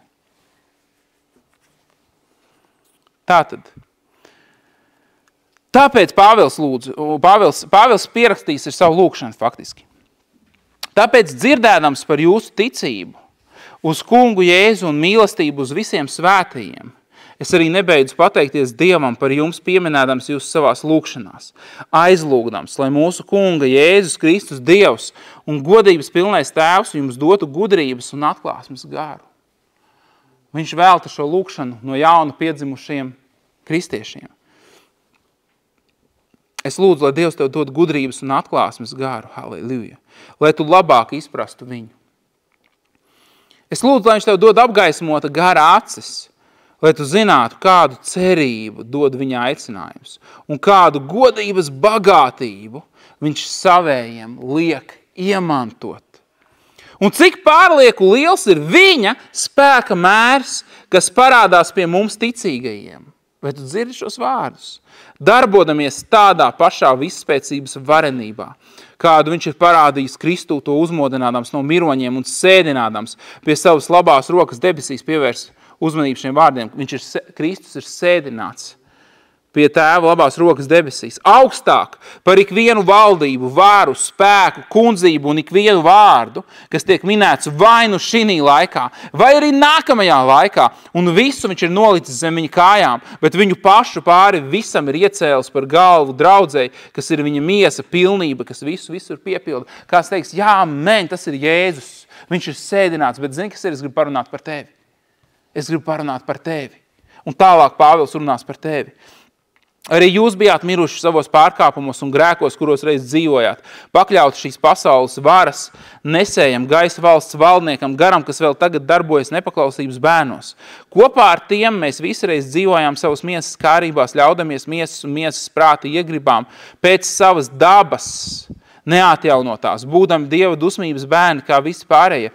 Bet Dievs, 4. pantā, bagāts būdams žēlastībā, savā lielajā mīlestībā, ar ko viņš mūs ir mīlējis, arī mūs, kas savos pārkāpumos bijām miruši, ir darījis dzīvus līdz ar Kristu. Žēlastībā tu esi izglābts. Skaties uzmanīgi, viņš, 6. pants, iekš Kristus Jēzus un līdz ar viņu mūs ir uzmodinājis un paaugstinājis debesīs. Un šeit ir problēma ar tulkojumu. Paaugstinājis debesīs tulkojās savādāk. No grieķu valodas tas lasās šādi. Iekš Kristus Jēzus un līdz ar viņu mūs ir uzmodinājis un kopā apsēdinājis debesīs. Kur ir atšķirība? Tāpēc, ka ja šeit ir teikts paaugstinājis debesīs, ok, bet kad mēs lasām to tā, kā tas skan oriģinālā, kopā ar Jēzu apsēdinājis, tad mans jautājums ir, kur apsēdinājis? Mēs tikko kā to lasījām. Pie savas labās rokas debesīs augstāk par ikvienu valdību, vāru, spēku, kundzību un ikvienu vārdu, kas tiek minēts vai nu šinī, vai nu nākamajā laikā, un visu viņš ir nolicis zem viņa kājām, bet viņu pašu pār visam iecēlis par galvu draudzei. Un kopā ar viņu viņš tevi ir apsēdinājis, slāv tev Dievs. Hei! Tā ir tava pozīcija, Kristu Jēzu. Šodien dievkalpojums saucās uzvaras pozīcija. Tā ir uzvaras pozīcija, kurā tu esi apsēdināts. Kristu Jēzu. Kāds teiks, Alan, ko man tas dod šodien praktiski? Kamēr tu neesi to satvēris atziņas līmenī, īsti neko. Atvainojiet. Īsti neko, kamēr tu to neesi satvēris. Bet tas ir virziens, kurā sāk domāt. Un tad, kad tu sāc domāt šajā virzienā, skaties uzmanīgi, es esmu sēdināts Kristu Jēzu augstāk par katru varu, pretvaru. Vai es varu bišķiņ turpināt saviem vārdiem? Augstāk par katru dēmonu, augstāk par katru velnu, augstāk par jebkura veida velna meliem, par jebkuru spiedienu. Slāv tev Dievs! Es esmu sēdināts Kristu Jēzu pie Dieva labās rokas, pāri apstākļiem. Mani nevar nospiest. Zini, kas ir spiediens? Lai radītu spiedienu, ir jābūt kaut kam virs manis. Nav nekā virs manis. Es esmu pacelts augstāk. Es sāku domāt šajā virzienā. Un kad tu sāc domāt šajā virzienā, tu sāc rīkoties atkal jau savādāk. Es jums esmu vairāk kārt stāstījis viens no maniem mīļākajiem ticības ģenerāļiem, ticības vīriem, Charles Capps, fenomenāls Dieva cilvēks. Absolūti fenomenāli. Vienkārši visa viņa dzīve, kopš viņš saņēma atziņu. Kopš viņš saņēma atziņu, visa viņa dzīve bija fenomenāla. Brīnumu galā. Zini, priekš viņa tie nebija brīnumi, priekš viņa tie bija apsolījumi. Un ticība, kurā viņš rīkojās. Bet no malas skatoties, brīnumu galā, līdz pat viņa pēdējiem elpas vilcienam, kurā viņš piekdienas dienā pateica saviem draugiem un savai ģimenei, būdams perfekti vesels, svētdien es eju mājās. Un uztaisīja ballīti, mājās iešanas ballīti. Piekdienas dienā viņš pateica, es svētdien eju mājās. Sasauca savus tuvākos draugus, ģimenes locekļus. Sestdienas dienā pasauca savus pašus tuvākos ģimenes locekļus. Apgulās gultā un pateica, tiekamies debesīs, aizvēra acis un aizgāja no šīs zemes. Līdz pat viņa pēdējiem elpas vilcienām fenomenāls cilvēks. Un tā ir jāaiziet ticīgajiem. Nekur Bībelē tu neatradīs, ka jāaiziet ir slimam, vājam, novārdinātam. Nē, tā ir jāaiziet ticīgajiem. Slāva tev, Dievs! Absolūti fenomenāls cilvēks. Vienu dienu pie viņa ciemos atbrauc Džerijs Savēls. Vēl viens fenomenāls cilvēks. Man mīļš cilvēks. Atbrauc pie viņa ciemos. Viņi sēdēja viens pretī otram. Un Čārls sēdēja uz krēslu un bija pārmetis vienu kāju pār otrai un demonstratīvi šūpoja. Augstāk nekā dabīgi kāja šūpojās. Un Džerijs pamanīja, ka viņam kaut kas ir apakšā pie kurpes. Un vienā mirklī viņš neizsaka, viņš saka, klausies, Čārls, kas tev tur ir pie zoles pieķēries? Čārls pasmaidīja, viņš teica, tas tu pamanīji. Viņš saka, nu redzi, šodien vēlns mans mēģināja pienākt ar simptomiem, es viņam uzrakstīju zīmīti. Tā ir uzvarētāja apziņa. Redz, es viņam uzrakstīju zīmīti uz zoles, jo es esmu augstāk par šo situāciju. Slāva tev, Dievs, halleluja. Par Čārlzu Kepsu Kenets Koplends saka, viņš saka, es neesmu nekad dzīvē pazinis nevienu cilvēku, kuram augstākā līmenī strādātu praktiskā ticība kā Čārlzam Kepsam. Tas ir ņemot vērā, ka viņš ir pats Kenets Koplends un ka viņa draugos ir Orals Roberts un Kenets Heigins un jebkurš, ko mēs varam šodien nosaukt. Viņš saka, nav neviena, ko es zinātu, kuram praktiskajā līmenī ticība strādātu augstākā līmenī kā Čārlzam Kepsam. Tas ir cilvēks, kurš raksta zīmītes vēlnam un pielīmē sev pie zoles. Šī nostāja, šī ideja, šī attieksme. Tu zini, kas tu esi, tu zini, kur tu esi sēdināts. Halleluja! Man Dievs ir rādījis man Dievs ir devis šo redzējumu par to, ka mums ir uzklāts galds. Mums ir uzklāts galds Kristu Jēzu. Mums ir debesīs galds ar gardumiem, ar labumiem. Un viņš ir vēlnam nepieejamā vietā. Bet zini, kas ir interesanti? Tu no saviem augstumiem var redzēt, ka vēlnu viņa dēmons. Heiginam bija arī šis redzējums. Viņš rādīja, es dzirdēju, kā Heigins par to stāst. Viņš saka, ka visi šie ļaunie gari, viņi netiek tev klāt. Bet ja tu turpināsi skatīties uz viņiem, tu nekad neredzēsi, kas tev ir uz galda, kas tev ir priekšā. Zini, kas tev ir priekšā? Bērnu maize, kas ir dziedināšana. Tev priekšā ir miers. Tev priekšā ir labklājība, tev priekšā ir skaistas attiecības ar vīru, ar sievu, ar bērniem, ar vecākiem. Tev priekšā ir dievišķā gudrība, tev priekšā ir uzvaras apziņas pilnība. Amen. Bet tu nevari to pamanīt, ja tu novērši savu uzmanību uz kādu, kas ir zemākā līmenī. Vēlns ir nosaukts par gaisa valsts valdnieku. Mums ir atkal, mūsu tulkojums mūs limitē nedaudz, bet ja mēs iedziļināmies smalkāk, Bībele runā par 3 debesīm. 1., 2. un 3. debesis, vai arī vēl viņas mēdz saukt par debesīm. Bībelē teica, debesis pieder tam kungam, 3. debesis. Taču zemi viņš ir nodevis cilvēku bērniem. Tā ir tā vieta, kur mēs izpaužamies miesā. Vēlns ir nosaukts par gaisa valsts valdnieku, un tās ir 2. debesis. Tāpēc vēlnam ir influence un ietekme pār fiziskajām lietām nosacīta šeit uz zemes, kamēr cilvēki nav iegūši savu atziņu. Bet, ja tu zini, ka tu esi sēdināts Kristu Jēzu debesīs, 3. debesīs, tad gaisa valsts valdnieks ir zemākā līmenī. Viņš ir zemākā līmenī. Halleluja! Kristu ir tava uzvaras pozīcija. Es tev iedošu visticamākais vēl vienu rakstu vietu, un tad mēs vēl savilksim kopā šīs lietas.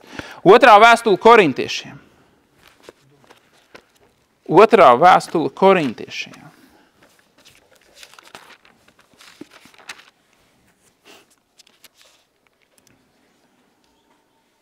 Mēs izlasījām efeziešiem visu, ko es gribēju. Interesanti, jāpārbauda.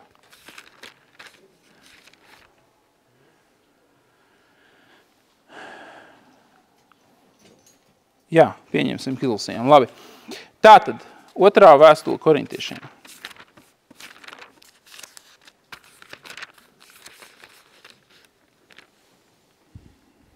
Otrā nodaļa, 14. pāns. Slāva tev, papiņ. Paldies Dievam, kas mūs visur, pasaka visur,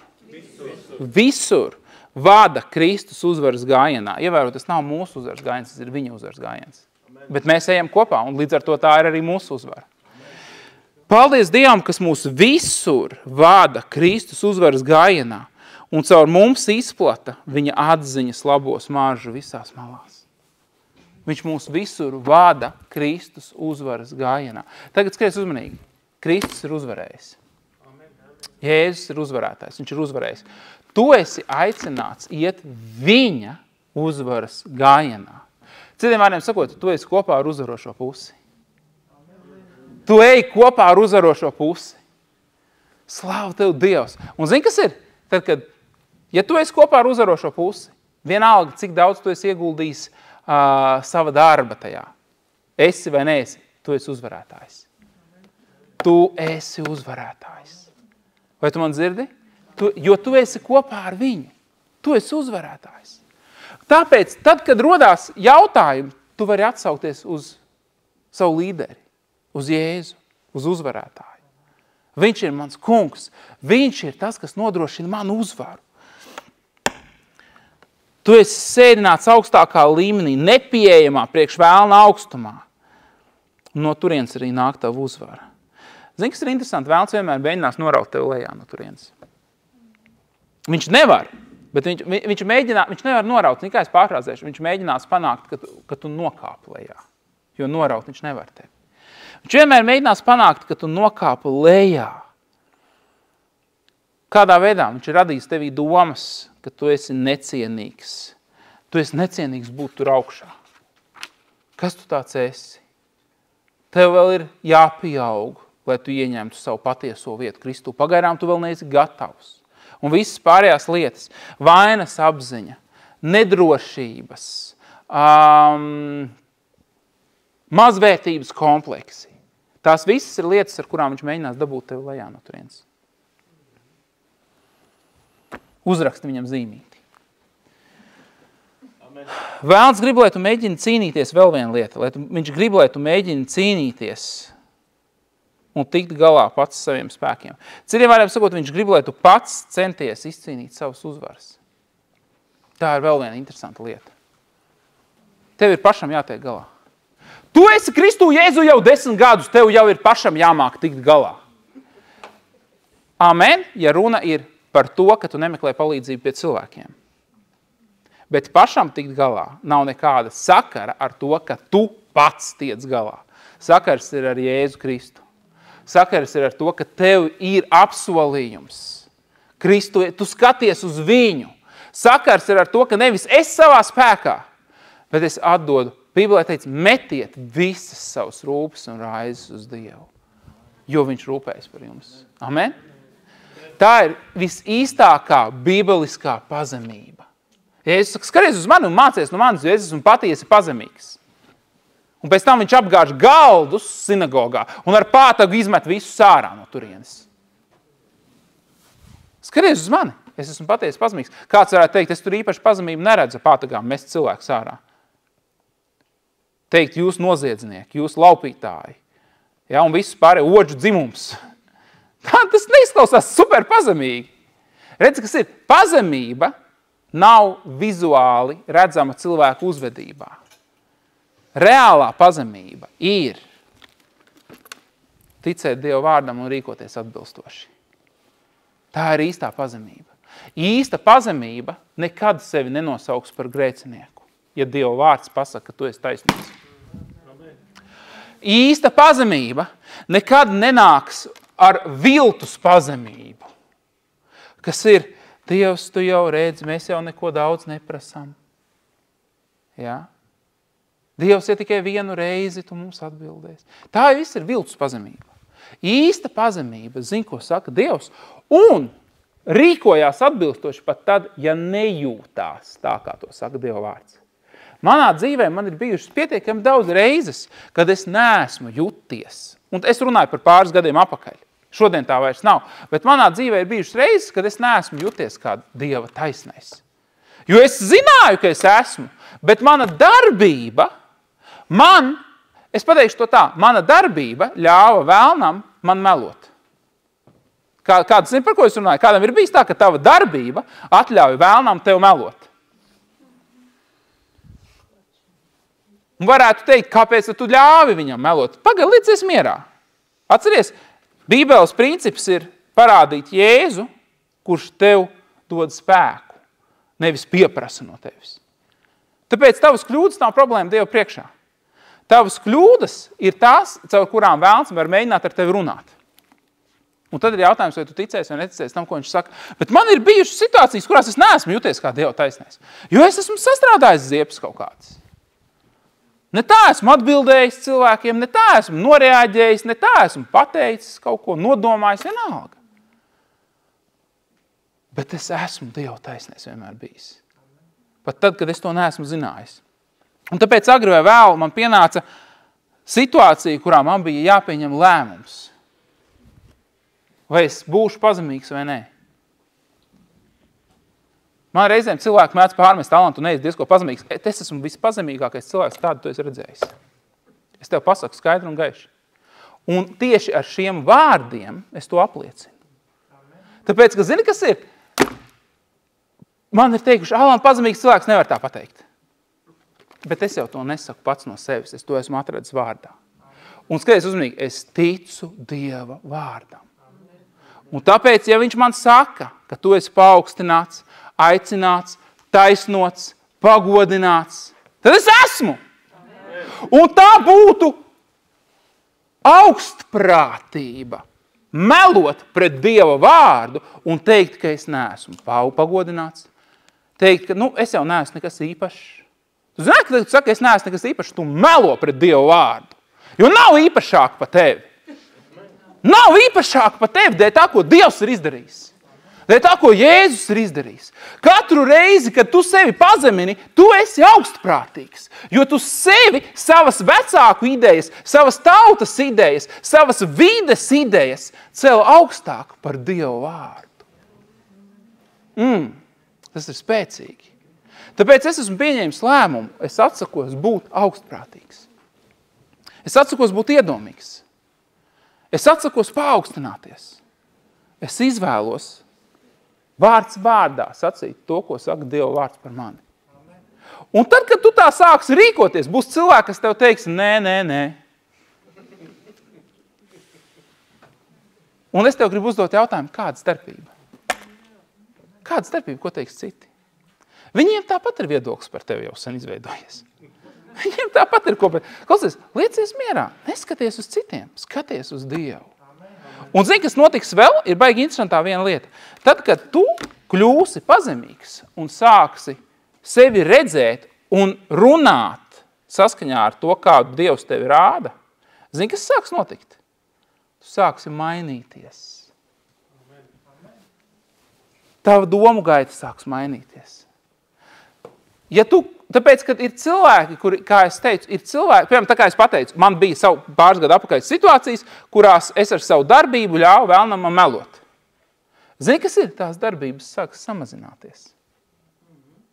Nevis tāpēc, ka es nedarīšu tā, es tagad vienmēr visiem pareizi, nē. Vienkārši tu pieņem, kas tu esi. Man ir bijusi situācija, zini, kas, tas ir fenomenāli, man Dievs to vienreiz parādīja. Viņš man parādīja, viņš teica, zini, Alan, pirms cilvēks pieņem Jēzu par savu kungu un glābēju, Svētais gars viņam norāda uz grēka stāvokli, kurā viņš dzīvo. Jo Bībelē ir teikts, svētais gars dara 3 lietas. Viņš apliecina par grēku, amen, par taisnumu un par tiesu. Mūsu tulkojuma reizēm tas viss sajūg kopā, bet realitāte ir sekojoša. Svētais gars apliecina pasaulē grēku, neglābtam cilvēkam. Un tas, kā man Dievs to vienreiz parādīja, tas bija ļoti interesanti. Viņš man teica, skaties, tad, kad tu esi neglābts, svētais gars nāk un tev norāda uz pozīciju, kas tas ir grēks. Tu esi bez Dieva, tu dzīvo grēkā. Un ir labāki grēcinieki un ir sliktāki grēcinieki. Tāpat tu esi grēcinieks. Dzīvo, tas ir tas, kas tu esi, tā ir tavu būtību, grēcinieks. Un tad, kad svētais gars tev saka, tu dzīvo grēkā, zini, ko dara vēlns? Protams, viņš nenāk kā vēlns, tāpēc, ka viņš negrib, viņš nav interesēts, lai viņu atpazītu. Bet viņš nāk un viņš saka, tu esi labs cilvēks. Liecies mierā. Paskaties, kā tu dzīvo. Tu taču laiku pa laikam palīdz tam un tam. Tu taču laiku pa laikam. Tu esi labs cilvēks. Tu vispār neesi slikts. Tu neesi grēcinieks. Un, zini, ir ļoti daudz labu grēcinieku. Varu pārfrāzēt, cilvēku, kuri nav glābti, bet dara labas lietas. Vai viņi ir pilns šajā pasaulē. Un vēlns saka, tu esi labs. Bet atliek cilvēkam pieņemt Jēzu par savu kungu un glābēju. Kā zini, kas notiek? Viss izmainās. Svētais gars tev vairs nekad dzīvo nepateiks uz grēcinieks, jo tu neesi, jo tagad viņš sāk apliecināt tev taisnumu. Viņš tev apliecina, tu esi Dieva taisnais. Un vēlns tev saka, tad tu sev pa kristieti sauc. Ja? Būtu uz sev paskatījies labāk, tā nu kristietis atradies. Vai tā kristietis tā runā? Ja? Tu vēl smēķē, kristietīts mans mīļais. Ho! Ja? Tu zini, no kā ir dūmi? Dūmi no elles nāk. Ja? Saprāt, un vēlns tev sāk teikt, un tikko kā viņš tev teica, ka tu esi labs cilvēks, un tagad tu esi kļuvis stipri labāks, ja mēs tā varētu teikt, un viņš tev saka, tu nekur neesi derīgs. Viņš nāk ar vainas apziņu. Un svētais gars saka, tu esi Dieva taisnais. Tu esi Dieva taisnais.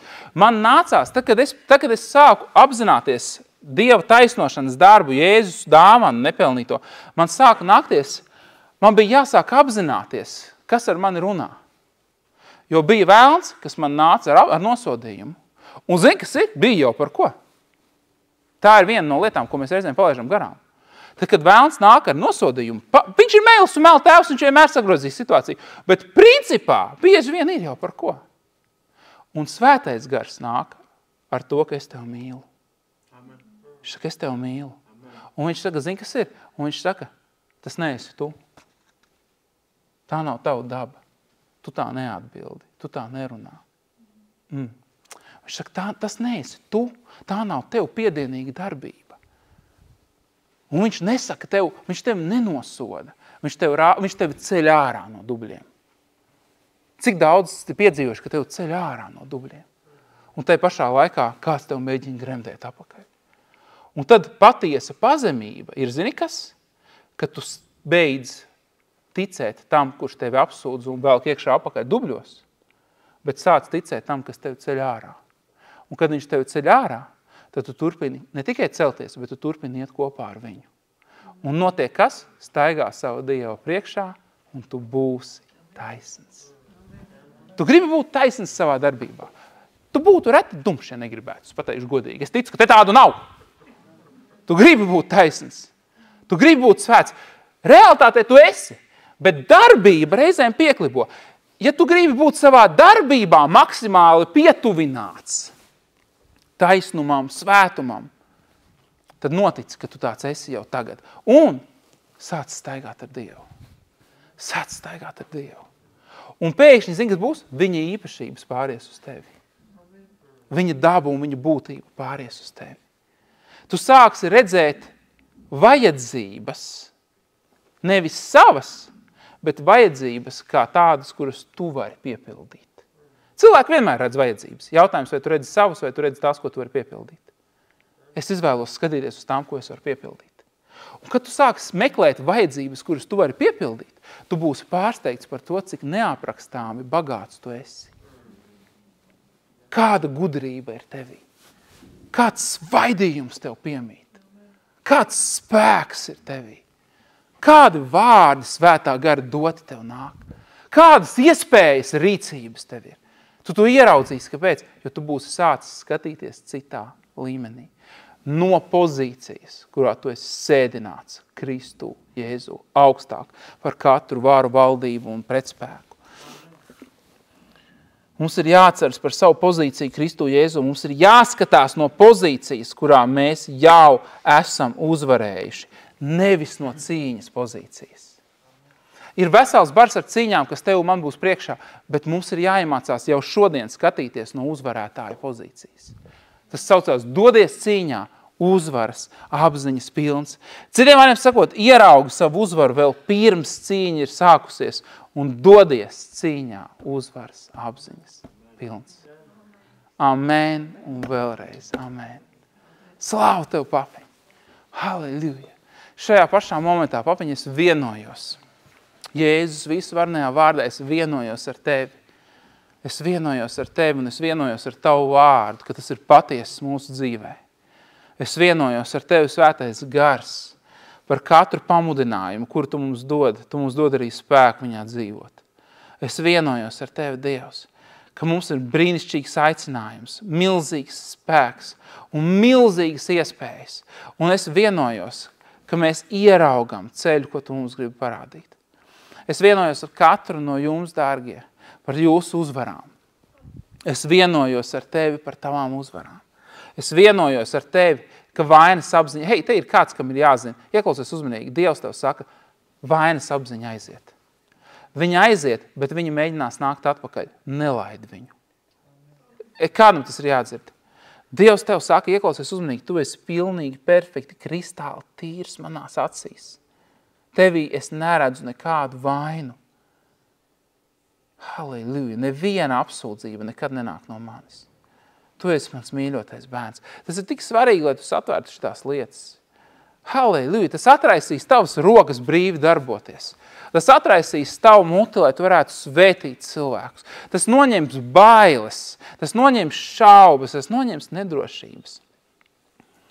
Jēzus visu varenajā vārdā, papiņ, šajā pašā mirklī es lūdzu par katru cilvēku, kuru dzīvē ir spiediens.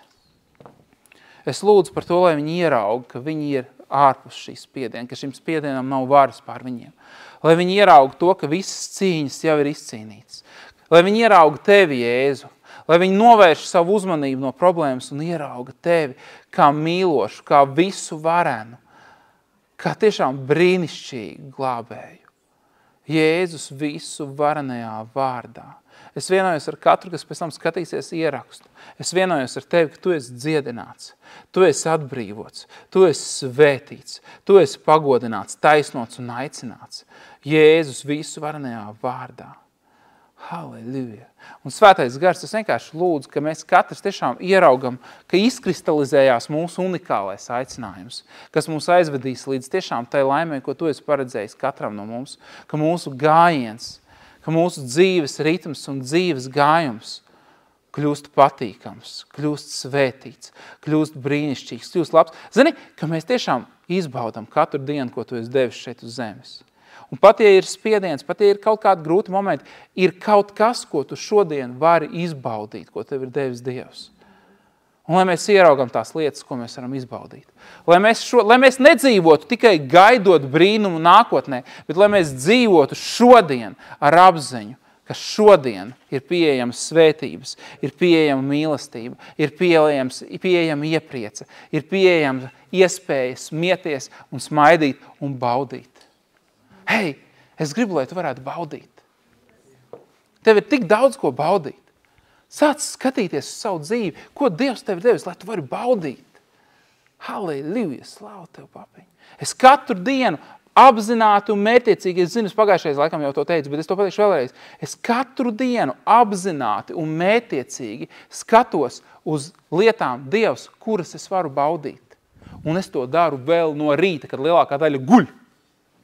Kamēr vēl guļ, es to daru. Tāpēc, ka es gribu baudīt. Es gribu baudīt. Cik forši ir baudīt? Jēzus vārdā baudīsim kopā. Amen. Amen, dārgie. Amen. Halleluja. Slāvu Tev, Dievs.